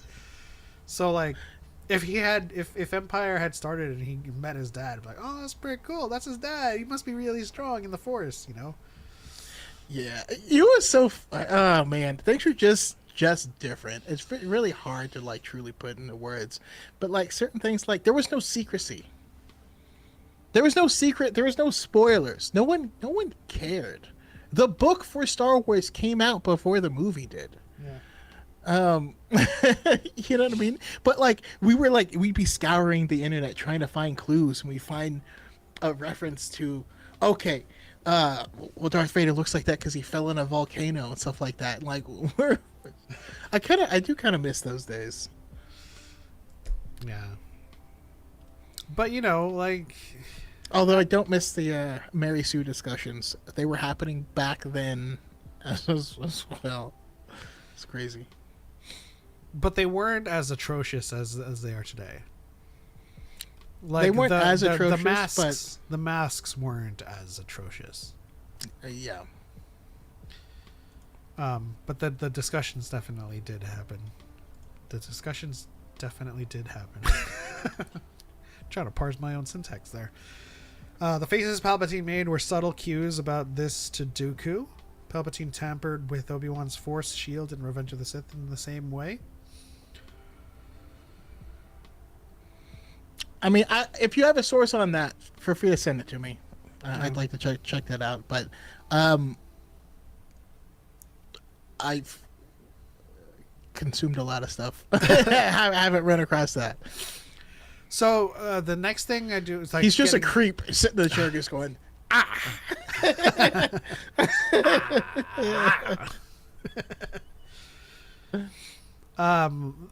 getting back to the glass abyss. The next thing I want to talk about is this notion that it's been a pervasive notion since the prequels. Is that Mace Windu didn't like Anakin, treated him as an other, and was prejudiced towards him. But, and not to get into a deep spoiler on this section of the book, but he trained with Mace. In fact, he asked Mace to teach him VOD because he heard about how it deals with emotions and how before we get into it, I just want to say thank God for this, for the extra details on VOD in this book, because outside of the Force and Destiny blurb on VOD, which is what we've been going off of, we finally have in-universe explanation that it is in fact light side and just controlling your emotions and channeling your emotions. So it's always good to have like real in-universe material saying this stuff rather than just getting it from like a reference book, like a visual dictionary. So it's awesome. But we have Mace Windu saying he respects Anakin.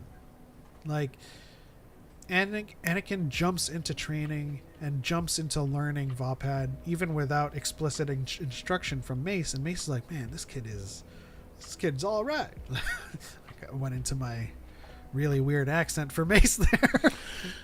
No, but it's just like we've been saying. Mace Windu is like the coach who sees a lot of potential in this kid, as if they can just get it together and wants nothing but the best for them. Mace's mistake with Anakin was refusing to make Anakin his Padawan and letting Kenobi take the job. It was Qui-Gon's wish for Kenobi to train Anakin. Yeah, those on the council didn't take Padawans. That's why when he became a knight, Obi-Wan joined the council. Coach Carter Mace? Coach Martyr? With the notable exception of Yoda. But yeah, they make it very clear that it's almost unheard of. Yeah, it's not for someone on the council, because you have stuff to do. Anakin didn't have to be Kenobi's Padawan for Kenobi to keep that promise. That's just how George wrote it. I don't know what to tell you, you know? He said, promise me you'll train the boy. There's no way that Obi-Wan would do anything other than train him, because that was the promise that he made. But yeah, no, your wording on it of refusing to make Anakin his Padawan makes it sound like someone was asking. But no, it's just how it shook out. But the point I wanted to make about this section of the book is that everyone trained Anakin. Like, Anakin eventually became Kenobi's Padawan because Kenobi chose to make him a Padawan, but everyone, like Yoda trained all the younglings. Mace trained them. Like, Mace was training other younglings when Anakin went up to him in this book and was like, hey, teach me VOD. And he's like, dang, I don't think you're ready, kid. But then, like, Anakin jumped in and started Like I think trying to beat people to death, and you're like, calm down, kid.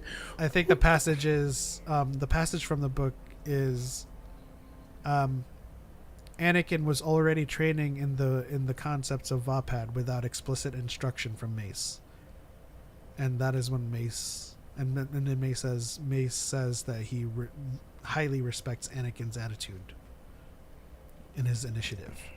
Yeah. Basically, he says Anakin had that dog in him, you know? Yeah. And it lines up with the was it deleted? It lines up with the scene from Attack of the Clones when Kenobi was like, he's still has much to learn. And then Mace is like, he's showing significant progress. Like, I don't know why people think, I don't know. There's enough in the movies to suggest that Mace wasn't a hater. He stands on business, that's all. Basically, there's nothing anywhere that says he was. Yeah. Considering Anakin never had youngling training, he needed an experienced teacher. Well, he didn't grow up as a youngling in the Order, but everyone trained him. Like, even in the comics, he would train with all of the masters. And I'd like to disagree on the notion that everything came down to everyone but Anakin. Like, Anakin shares some responsibility for the way things turned out too, right? Whether they liked it or not, this one was walking the path of VOD without the benefit of specific instruction. The level of commitment and creativity was unique, but lead us where? Okay, James Kenobi with the exact passages from the book. Appreciate you. If everyone trained Anakin, then being Kenobi's Padawan would mean nothing. No, so there's what? I think you can have a trainer. You can have someone that you go on adventures with, but you can still come back to the Jedi Temple and have Plo Koon show you the ropes of something. You know, that was very common. They didn't just go out the next day. I don't know. I feel like there's a lot of assumptions. The best way I can describe a Padawan is that they're a Jedi Master's number 2 when they go on missions. They are their principal teacher out in the field, but when you're in the Jedi Order, everybody trains with everybody. Kindle notes on my laptop. You know how to play the game.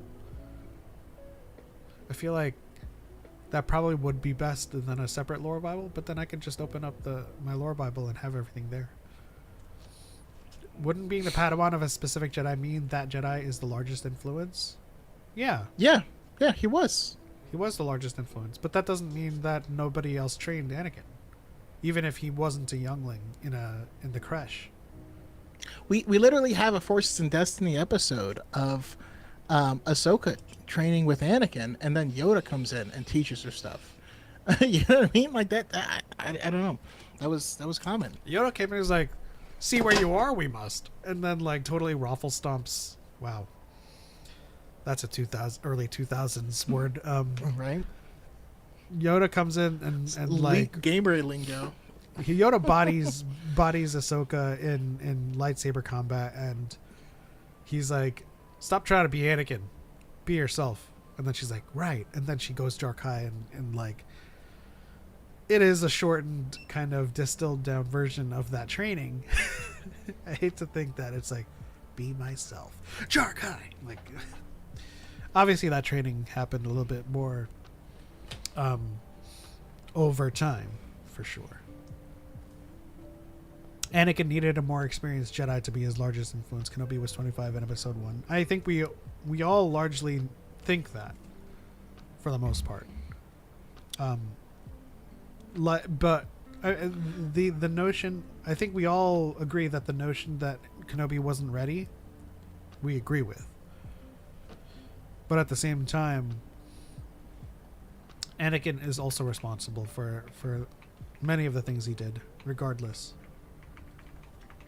You know, you can have the best influence in the world and still make all of the wrong decisions. Yeah. All right. Do we have any hot takes? We want to move on? Do you have anything else you want to talk about, or would that get into spoiler territory? Anything else to me feels too spoilery. Gotcha. Yeah, let's move on to hot takes. Anybody in the chat? This is the segment where we take your hot takes and discuss them. Choco, if you have any other hot takes you want to react to. I just love how I'm a spooky kitty. It always goes back to Natalie Portman. Yeah. But that's not a hot take. That is a cold ass take, because we all go back to Natalie Portman. And we will continue to go back to Natalie Portman for the next 30, 40, 50 years, because I mean, she don't age. Another thing, but I think I've said this before. I think Natalie Portman's a vampire. Matt Lantern is the worst thing to happen to Anakin Skywalker. Is that your hot take? Yeah.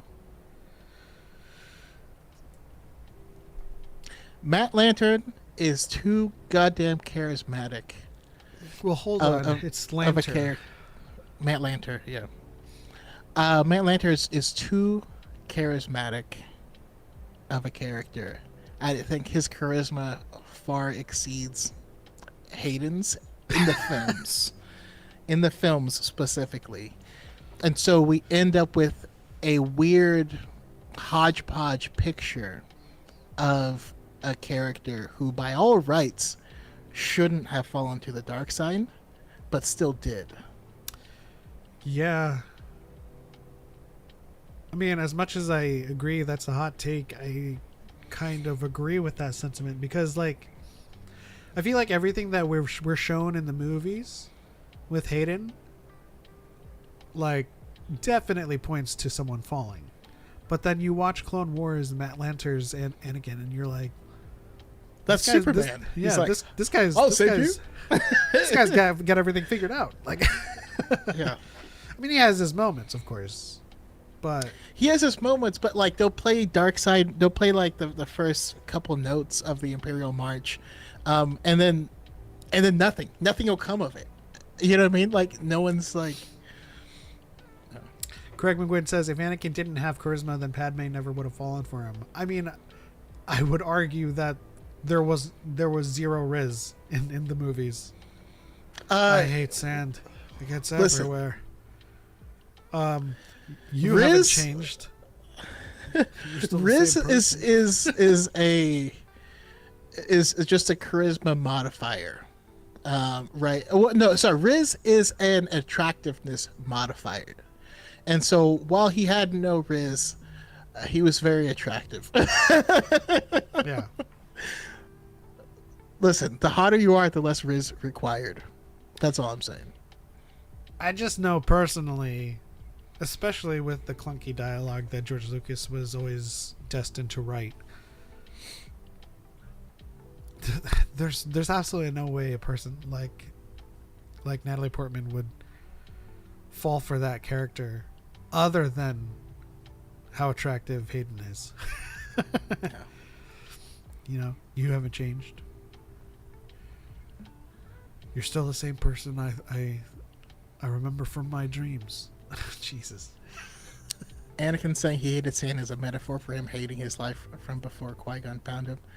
I mean, it's about that life and how she had a much softer life, but it's still a bad line and still not anything that's explained like properly to Padme. And all things considered, it's weird that they ended that movie being married. Yeah. I mean, like she is 70-30, maybe even 80-20, just not about that. And then they roll around in the meadow and suddenly, like, I feel like they rolled around, she felt it and was like, oh, god damn. Now, to Anakin's credit, they had that conversation, and it's like, so you're like a senator and stuff. Yeah, this is how we do democracy. And he's like, you ever try like fascism? She's like, no. And he's like, of course not. Me neither. I hate that. I wouldn't do that. Like, so at least he recognized the danger zone Highway to the danger zone. Padme had initial attraction to Anakin at the end of episode 1. Did we forget her look to him? Oh God, I don't really want to think about that. What did he just say?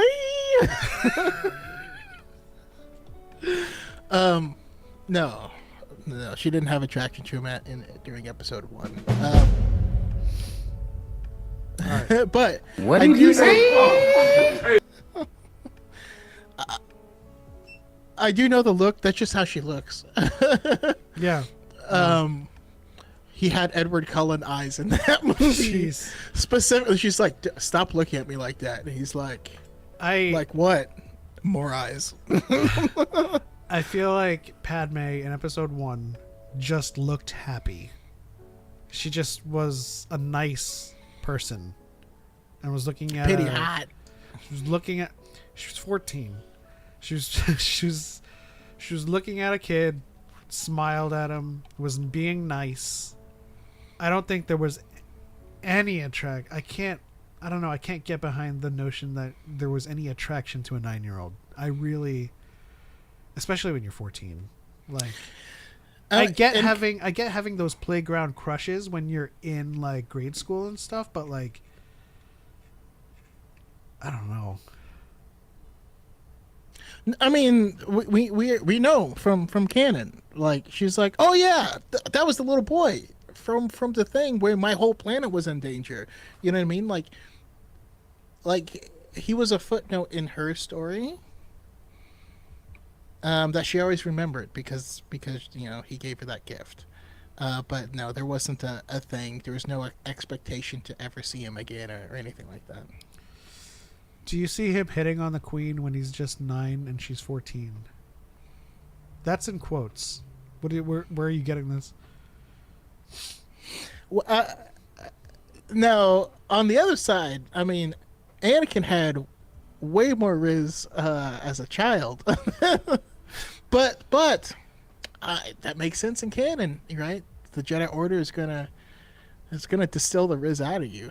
You know what I mean? Yeah, Eric Schnelker says, let's not forget the "my goodness, you've grown." That was when the attraction began. I can see that. Yeah. You know, there comes a certain point where you stop looking at someone like a kid and you start looking at them as they are. So I totally get it at that point. You know, and he was 19 in Attack of the Clones? Yeah. You could totally see it. 1924.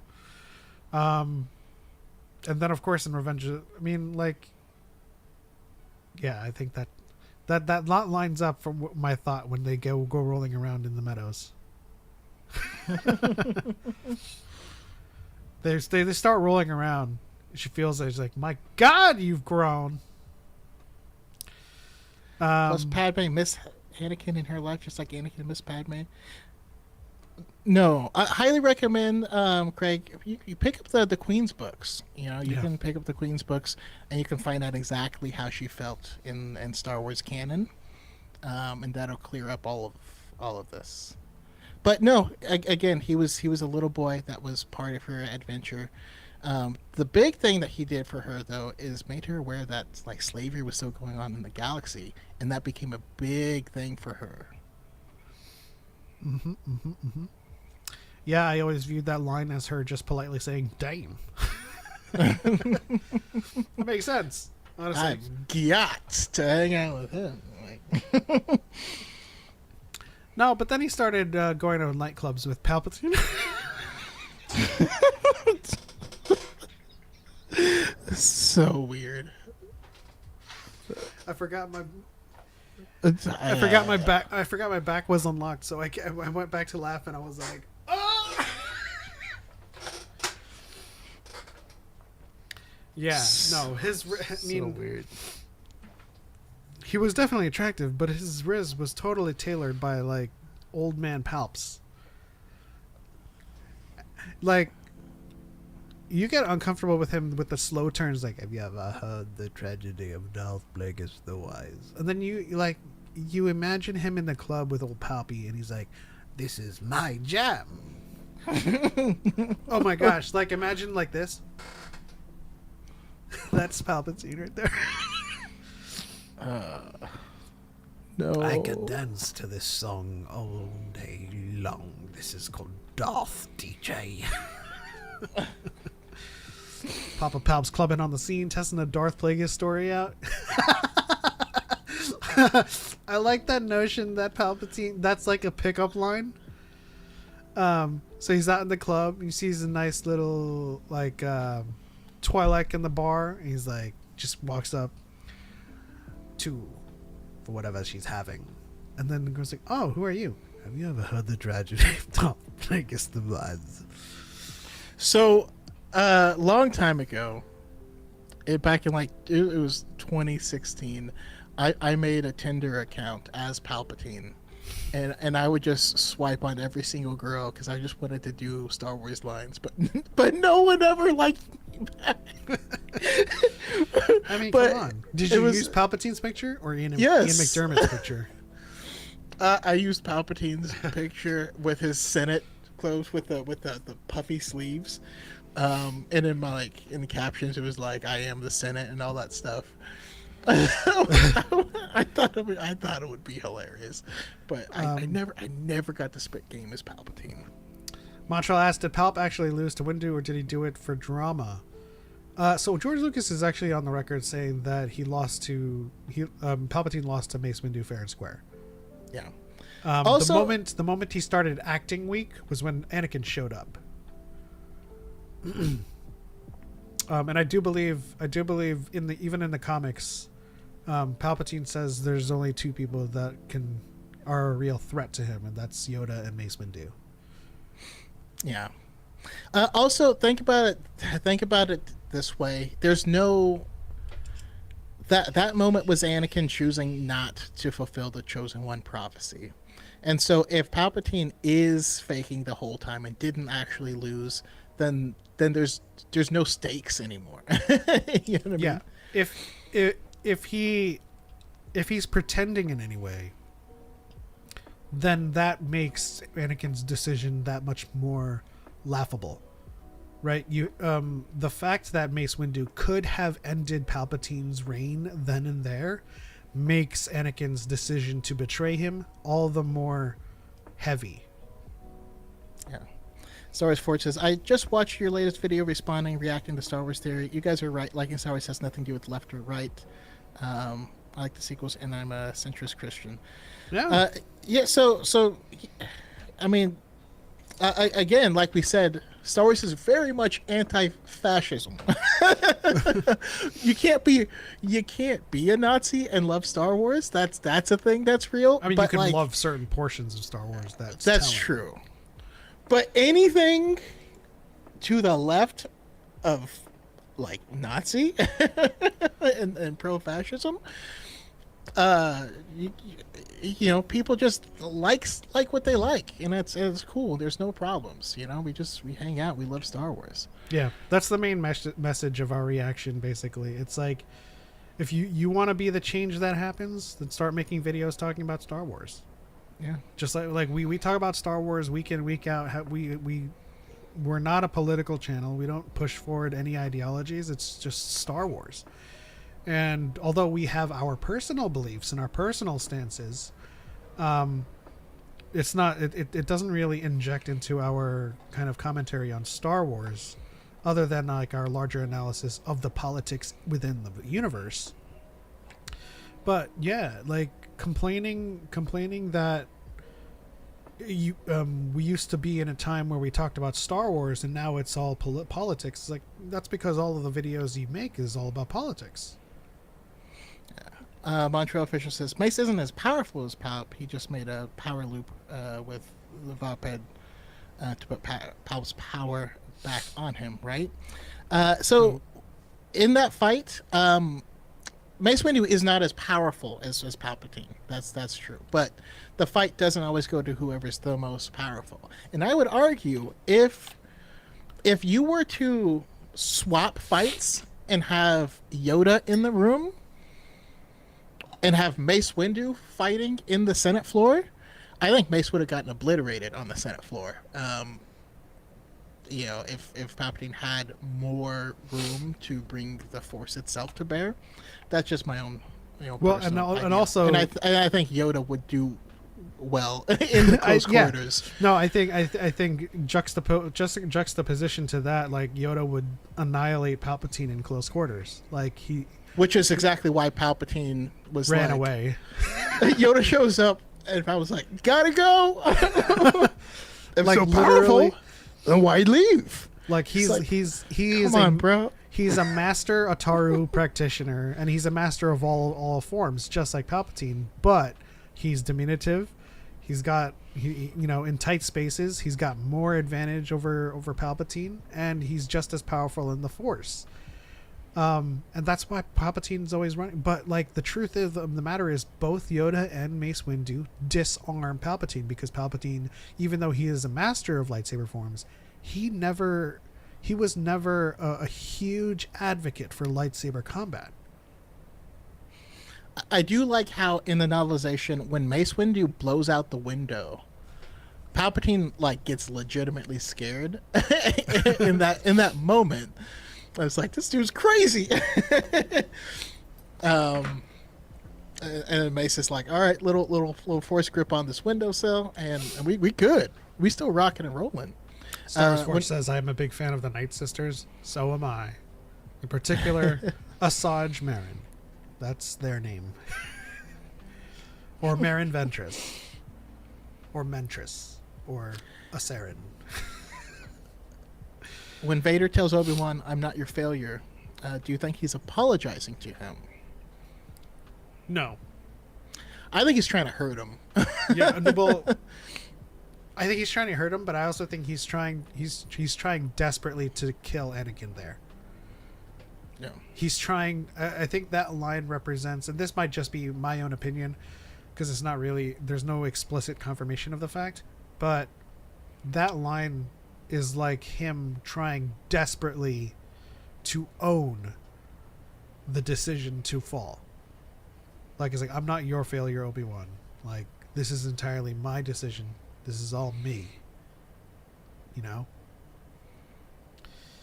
This is why I like Star Wars. It's not A, B, C, rock, paper, scissors fights. Just because A beats B doesn't mean... but C could beat A and lose to B. Yeah, I mean... I keep on going back to Hunter x Hunter in this regard, when Biscuit is talking to Gon and Killua, and they're like, that guy is tremendously more powerful than me, and Biscuit's like, that's not the point, because on their worst day they can lose to you on your best day. So power isn't this kind of static thing that decides whether you win or lose, right? You could be powerful, but you can make all the wrong decisions in that fight, and you can lose. Or you can make one wrong decision, yeah. and you lose. And let me tell you, if a lightsaber touches you, it'll snowball real quick into a loss. Yeah, I mean, I think the perfect example of this in Revenge is actually Yoda versus Palpatine, because although I like to think, and it's not explicit really, but I like to think that Yoda was in fact winning that tug of war, and that's why Palpatine looks scared and Yoda looks with determination. But because Yoda is a smaller stature, he gets blown back far more from the shockwave, and so Yoda feels like he failed. Yoda feels like he didn't defeat or stop Palpatine. Actually, he never says he was defeated. He says, I failed to stop Palpatine. Yeah. So, but I think for the most part, he had that in the bag, which is why we're saying, like, in a closer quarters combat, like, he would have destroyed Palpatine then and there. And then Mace would have been like, God damn it, stop throwing these pods at me. Lord Bless Smith got to meet Hayden, Ewan, and Rosario this week. Damn, so you met the Holy Trinity? That's awesome. Important question. How do they smell? Where did that come from? I listen. I picture Ewan smelling like sandalwood. That's just in my head. Jeez, that's my body spray, sandalwood. Damn, I have to change it now.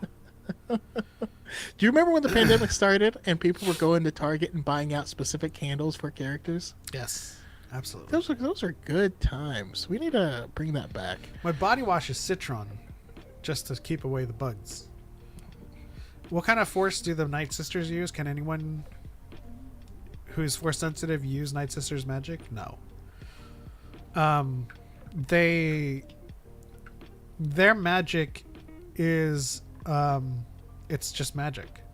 Like they use the Iker and the energies of Dathomir to fuel their magic, but it's kind of like a middleman, so they're not exactly tapping into the dark side. It just kind of like dampens the effects of the dark side so much that like it takes longer for them to reach pyrolysis. But we get examples of this in Jedi Fallen Order when Merrin is on Ogdo Bogdo or Bogdan, right? I was like, she was riding on Ogdo Bogdo. There's a hidden line that if you stand around long enough, Merrin says, "I can't connect to the energy of this planet. It's foreign to me." So that's why Merrin has to carry around certain artifacts with her that kind of fuels her magic. In Jedi Survivor, she has like this vial. I think it's living waters. I don't know what it is. They never say what she's holding, but like it powers her teleportation and like all of the techniques she uses within the game. Yeah. There's also quite a few examples of this in the same Mag's book. Jedi Passion. I don't know. Battle scars. Battle scars. That's what it is. What is pyrolysis? It's a feeling like being consumed by flame that they experience when they delve too deeply into the dark side. Also, and in that book, she comes up in contact with an Inquisitor, and when she feels how the Inquisitor is using the dark side, she's like, holy crap, that's on a whole different level. Like that's not what we're doing. Yeah. But even what's her face? How come I can only think? Even Mother Talzin tells specifically. I could only think of old Daka for some reason. But even Mother Talzin directly says, I'm not a natural force wielder as you are. It's same but different, and I'm curious if part of it has to do with them coming from a different galaxy. Yeah, that could be the case as well. Star Wars Forge says the Night Sisters use the dark side of the Force, but unlike the Sith, they have mastered it. That is not correct. The source of their magics is the dark side, because Dathomir is not the dark side. The source of their magic is the dark side, but the magics that they use is not of the dark side, because Dathomir is a nexus. I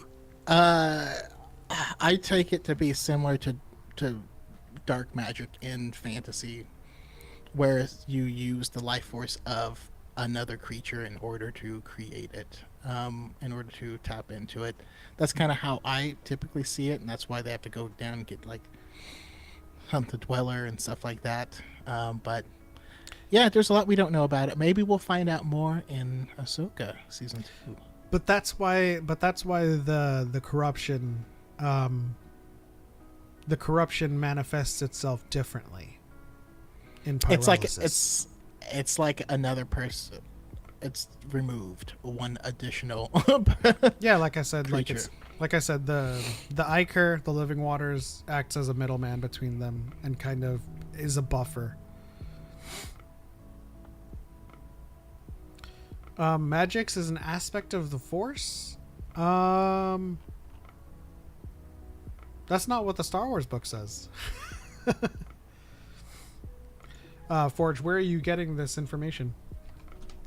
And I'm not like coming down on you. I just like if you have a source, I would love to see the source on that one. Because the Force is just the Force. It makes no distinction between light and dark as those who speak basic do. Just like when Bendu says Ashla and Bogan, Jedi and Sith. But these are all kind of like colloquial descriptions of the Force that people serve, but to the Force itself, it's just life, death, rebirth, and the cycle.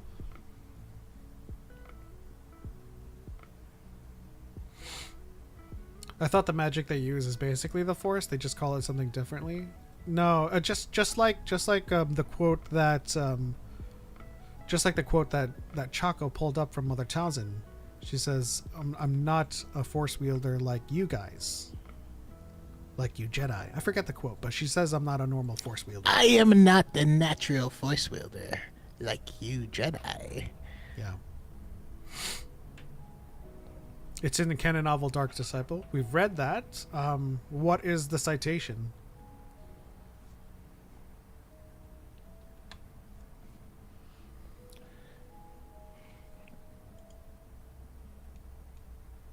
Or rather, what page and what's the actual quote? Yeah. I mean, I think in this case, we might kind of be splitting hairs. I mean, especially when it comes to Asajj Ventress, because Asajj Ventress is Force sensitive. Like, Asajj Ventress didn't become a Night Sister until much later. As a baby, she was sold off world and trained as a Jedi first. That was the first thing she did, is train as a Jedi, and then as a Sith, and then... No, sorry. Trained as a Jedi, went all dark side, and then was a fighter. Can you hear me? Yes. You can still hear me? Yes. Oh, wait. The other mic, mic 2, has been unmuted this entire time. Okay. That's why there's extra air. I can't believe I didn't... So I have 2 mic switches because I have 2 mics for watching Sundays. Okay, now it sounds much more insulated. Hold on, I'm gonna put it on again. Yeah. Sorry, Hi. I misspoke. I misspoke, Montreal. Ventress was never a Sith, but she did train under Dooku. She trained under Dooku. She trained under Kynar, yes. What are we trying to get to the bottom of? A specific quote that was being brought up from Master and Apprentice. Yeah. I would like to hear the quote, but also we have to recognize that Asajj Ventress is a typical Force wielder as well. Whereas Night Sisters that use magics aren't all Force sensitive. Which is a distinction that needs to be made. So, the stuff that Asajj Ventress does, she's using the Force. Like when she goes to assassinate Count Dooku, what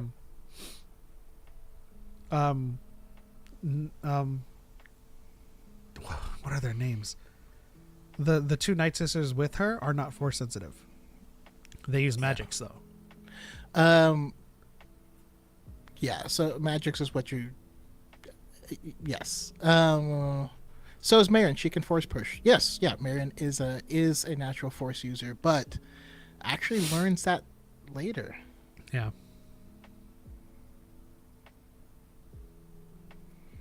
Tala and some other chick. I forget the name now, and I only knew it because of Star Wars Galaxy of Heroes. It started with a K, right? Kilnaka. Hold on. Catherine Hahn. No.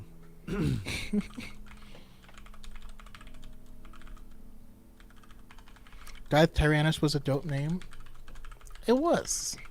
It is. It's almost like it has. It's just not on the nose enough to sound good. It's Naleth and Karis that go with Asajj Ventress. Oh, I was thinking someone else then. Talia is the one in Galaxy of Heroes. No clue on the other one. Yeah, the one that aids that is sent with Ventress to assassinate Dooku was Naleth and Karis, and they aren't Force sensitive. Also, how you doing, Jared the Dark Jedi? I thought about you today because I talked about what's it called? Labyrinth of Evil. I just want to say I call you Gerard. I know when we spoke it was Jared, but whenever I read that in text, I go Gerard the Dark Jedi, which sounds incredibly more apropos for a Dark Jedi. Like, I mean, I'm going to take that name for writing. Like if you were in like the Old Republic or KOTOR and you just like met a Dark Jedi, which would be more threatening? My name is Jared, or my name is Gerard. I don't know. What is a dyad in the Force? A dyad in the Force in universe is Rey and Ben. They are two beings in the that are one in the Force. They share information, they share knowledge, they share thoughts, dreams, and training, and abilities. And the biggest example of this is when Rey heals Ben, and Ben is able to extrapolate that technique and heals Rey when she dies on Exegol. Think about the first episode of the Clone Wars, where the clones take off their helmets, and Yoda remarks that all of them are different in the Force, right? Even though they all share the same DNA, they're literally clones of each other. Every person's connection to the Force is unique. The Dyad are two that are one. They are two that are one, and when they die, they're not one soul. They just share the same space in the Force. So they still have a connection to each other. A good distinction to make is Osha and May. They are one in the Force that were split. And something in the Acolyte that was never truly explicitly said, which is something that I think we both highly theorize, is that when one used the Force, the other felt it and like couldn't use the Force. That's why Osha could never defend when May attacked. That's why when Osha uses the dark side to kill Soul, May is panting heavily. Like if you could see in that scene, after she kills Soul, May on the other side of the courtyard is going like she just did something. So I feel like it kind of goes hand in hand with them being one and split. So either one of them using the force was indicative of their split nature. Whereas the dyad is two, but they are one entity in the Force. So they share a space with each other. They can transfer objects. They can share knowledge and training and their command of the Force. Still coping with Acolyte is insane. This trash of a series. Just accept Acolyte was a big woke failure. I mean, if you accept that and that's the way you feel about it, then why are you here? You're just here to type that comment. I mean, again, it's like you're not. It's so weird because we're not talking about the Acolyte. I mean, I was as an example. I brought up Osha and Meg, but mention it, but that's not the subject.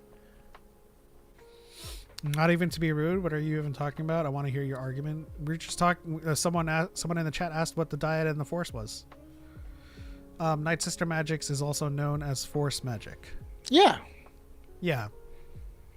I think Star Wars Forge, I think you're under the impression that we're saying that magics are not related to the Force at all.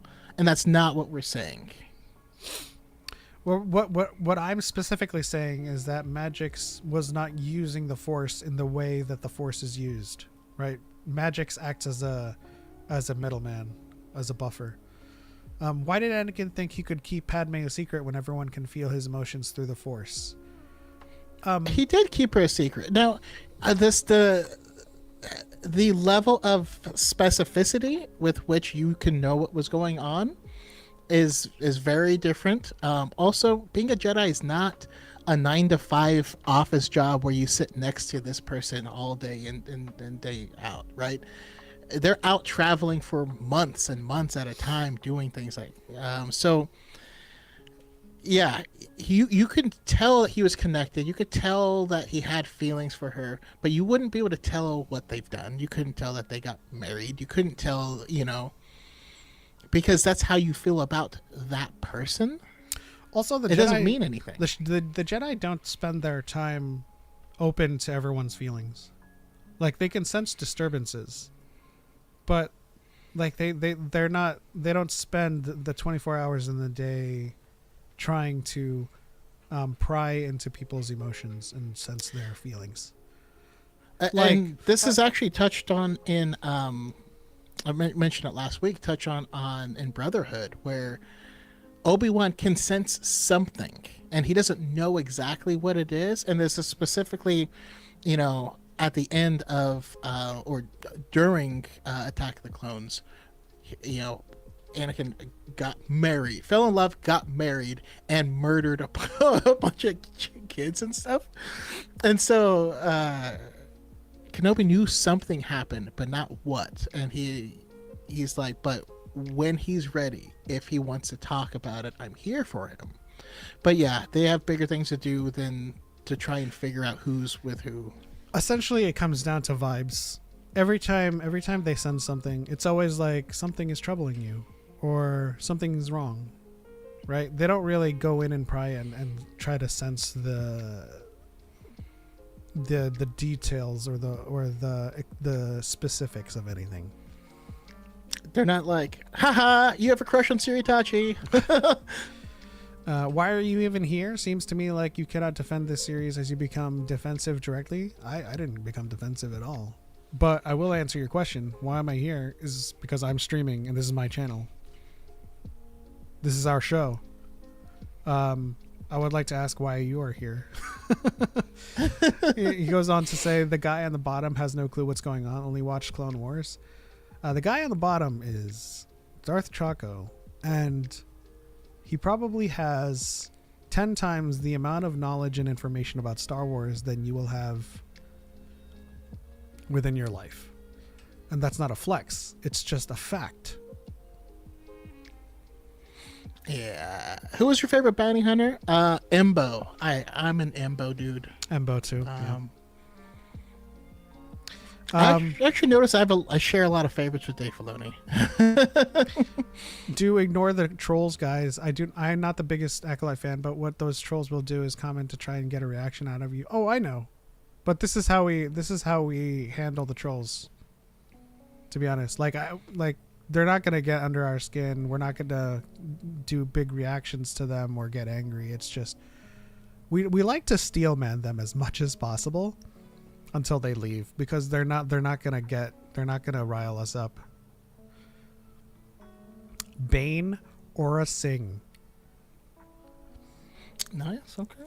I feel like being a fan of Aurra Singh is like being a fan of Boba Fett just after Return of the Jedi. Aurra Singh has infinitely more screen time and dialogue than Boba Fett. I mean, if we're including the Clone Wars, yeah, then they both kind of have more. They have more. Okay, I guess it's a lot closer. But you specifically said Return of the Jedi. Yeah. So if we don't include the Clone Wars, we see Aurra Singh during the pod race, but we don't see anything else. I thought you were referring to. Okay, but Aurra Singh's in episode 1, and that was 10 years later.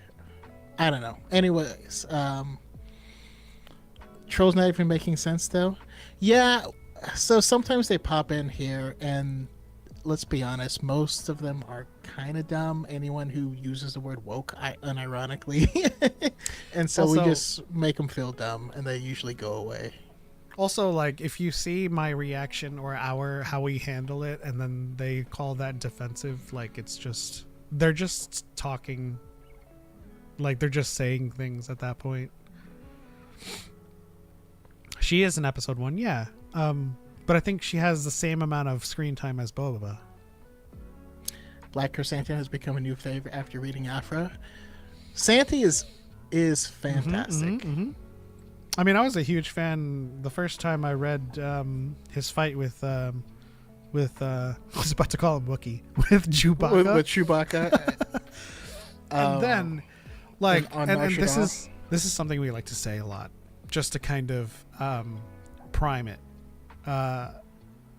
We don't particularly like Book of Boba Fett, but seeing Black Chrysanthemum in Book of Boba Fett went hard. Yeah. This like his Will might WWE think. theme song played, and he started walking in and just stared down Boba. I was like, God dang. Black Chrysanthemum is what makes me want more Book of Boba Fett, because again, that's someone that was opposed to him because he was hired, and Boba was like, listen, take it on the chin, all right? You're no longer in a contract. We have no reason to fight. It's all good, you know. And that's just cool. Also, he tosses someone up in the air and then shoots him in the chest with a laser shotgun, and it was cool.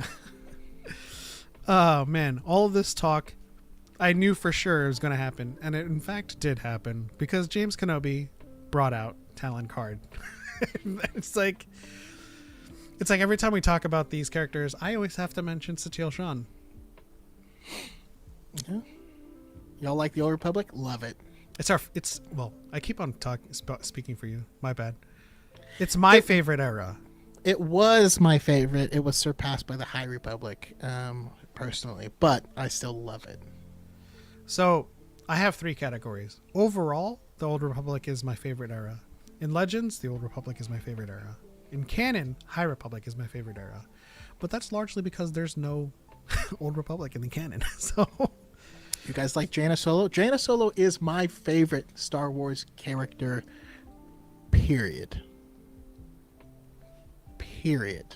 And I'm forever hurt that we won't get a Sword of the Jedi thing. But like, and honestly, I think the thing that I read her first books out of order, I will say. I hated all the Yuuzhan Vong stuff. I hated the Yuuzhan Vong, but ever since she arrived at it was like Lando's operating thing, and she got to fly through an asteroid belt, and they would like time it, and she beat their time. But the way it was written, I was like, yeah, that's my character. That's my character. Star Wars Force says, who cares if the haters think a show is woke or too PC? My response to those people is, don't watch it. Oh wait, these people need to make their content exposing Disney shills.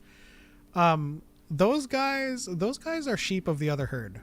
They're shills to the anti-woke crowd, because all of their content, like, listen, I'm gonna be real with you. I would love to get a check from Disney to talk about Star Wars. I would love it. So even if I had to 100% legit be a shill, I'm making my money. I don't care. It's like it's like any other job, right? It's like working McDonald's. It's like you do what you gotta do. The problem is we do this for free, so they wouldn't pay us.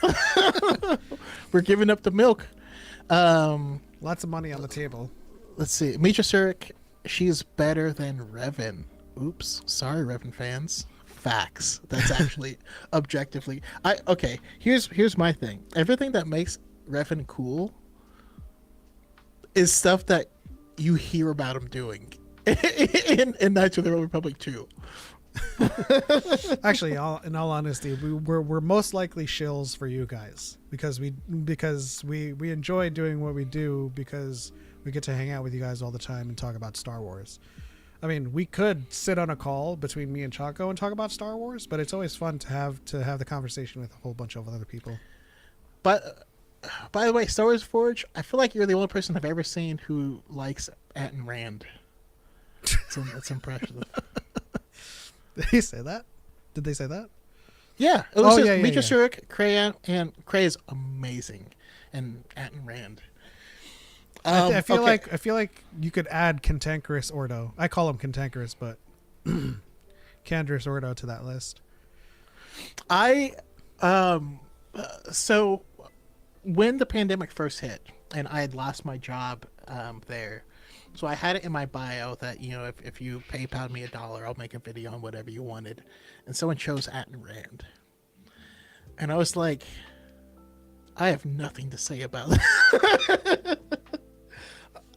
There is stuff, don't get me wrong. But like it's those games where you have a companion, but like you don't personally like that companion, so you just leave them on the you never bring them out, and so you never hear the rest of it. You know what I mean? I don't know. That's Ayn Rand for me. No, totally agreed. KG gets gift memberships to hater grifter channels. I think that's hilarious. That's pretty cool. Hey man, you get your bag. You know what I mean? You guys have a Discord or any social medias for me to follow? We do have a Discord. We're really bad at Discord though. Yeah. But we do have social media. You can find me on X at the same _element7_ and Darth Choco 7. I also do have Threads, which is just Instagram, which is _element7_ I mean, our true gifts and our talents lie directly with talking about Star Wars on podcast form. So, I mean, we will interact on social media, but we're horrible at it. Yeah. I'm sorry. But we do have a Discord. I feel like I have to update the link, but if you want to talk, if you want to join the Discord, you're more than welcome to. I do believe that it would be DYADintheForce.com/Discord, but if it doesn't work, I'll have to update the link. What's your theory on red lightning? I don't think it exists in Star Wars in canon. I mean, it exists. So we see red lightning as being used by the sun. But there's no real canon delineation between colors of lightning. I think if I were to make up a headcanon over it, I think that's just the purest. I think like anything that the sun does is pure dark side. So at that point, it's not even lightning. It's just a manifestation of what the sun feels. I think it exists in Vader comics too. So it exists in the 2017 Vader run when he's in the Dark Dimension. Yeah. Which is an excess of again, the dark that would side, be so it the, makes that'd be sense. the same. That'd be the same thing. The sun and two others. Huh? Darth Nihilus and Darth Hunger or something. Was there Darth Hunger? No, Darth Nihilus was the one who hungers. Yeah. That they have red lightning. So neither. I don't remember that. Nihilus is not canon, for one thing, and so it's hard to say, but it's very difficult when it comes to video games, especially Legends video games, because most things are done specific for narrative purposes and for the rule of cool. Which, I mean, rule of cool is I'm in it. Have you played the Force Unleashed 2? You do the most outlandish crap throughout that game all of the time. I forgot. I was watching someone play through it, and like I had forgotten how crazy it gets. But it's just for narrative reasons. Is Plo lightning canon? No. There is light side lightning though in canon. Which is not something that's conjured from the body, it's conjured from nature. Yeah. But there's also kind of a misconception that you have to be a Sith in order to do Force lightning, which isn't true. Yeah, we do right? we have a video on that. I think that's up right now. Yeah, Count Dooku was doing lightning far before he fell to the dark side and became a Sith. And we have and then obviously Rey used it as well. Yeah, the Son's not a Sith, but like the Son is kind of what the Sith want to be. So I don't know if I could honestly use that as part of the argument. You said Night Sister lightning. The Night Sister lightning is wild, man. I don't even know. At least as Mother Talzin uses it, like where she has like conjures like a ball around her hands and it just decimates everything. I mean, she was in Palpatine a force needed Count Dooku to fight it, and they didn't beat it either. It was Palpatine and Count Dooku using Force lightning against Mother Talzin, and that was the stalemate. Full Palpatine and full Dooku, and then Grievous walked up and stabbed her. I don't even think she was also fully like corporeal. No. Listen. She came out of Maul like a Orochimaru came out of Sasuke. All right, it's 7:58. It's about that time. Guys, we enjoyed this conversation. We love it when everyone comes in and hangs out and talks Star Wars with us. Always, all of the time. Fridays, come in, talk about Star Wars, ask your questions, or, talk about anything you want to do. This is what we do. We don't talk about politics. We talk about Star Wars all the time, no matter what. If it's Legends or if it's canon, like we always say, we don't make a distinction between the two because one is better than the other. We just like to stay within a continuity. So when we talk about something, we know which continuity it is. You want to talk about Legends? We talk about Legends. You want to talk about canon? We talk about canon. But I want to thank everyone for hanging out so long and chatting with us and engaging with us. Appreciate you guys as always. But we need to eat, and people on the East Coast need to sleep. And yeah, we need to wind down. But any final words for our friends in the chat? Love y'all. Who is And asleep? it's Saturday. Yeah. Never heard of her. Who's Death? I've heard of her. She's hot. I mean, Marvel really, they really did a thing there, because like in the comics, Thanos is obsessed with death, and that's what he does everything. And then now you're like, yeah, no, I get it. I get that. And Deadpool marries Death. So that's weird. Anyways, guys, that's it. On to the next one. For Light and for Life. We are all Wiccans. We're also Wickets. Down the road. May the Force be with you. Bye, everybody. Enjoy your weekends. We'll see you in the next one.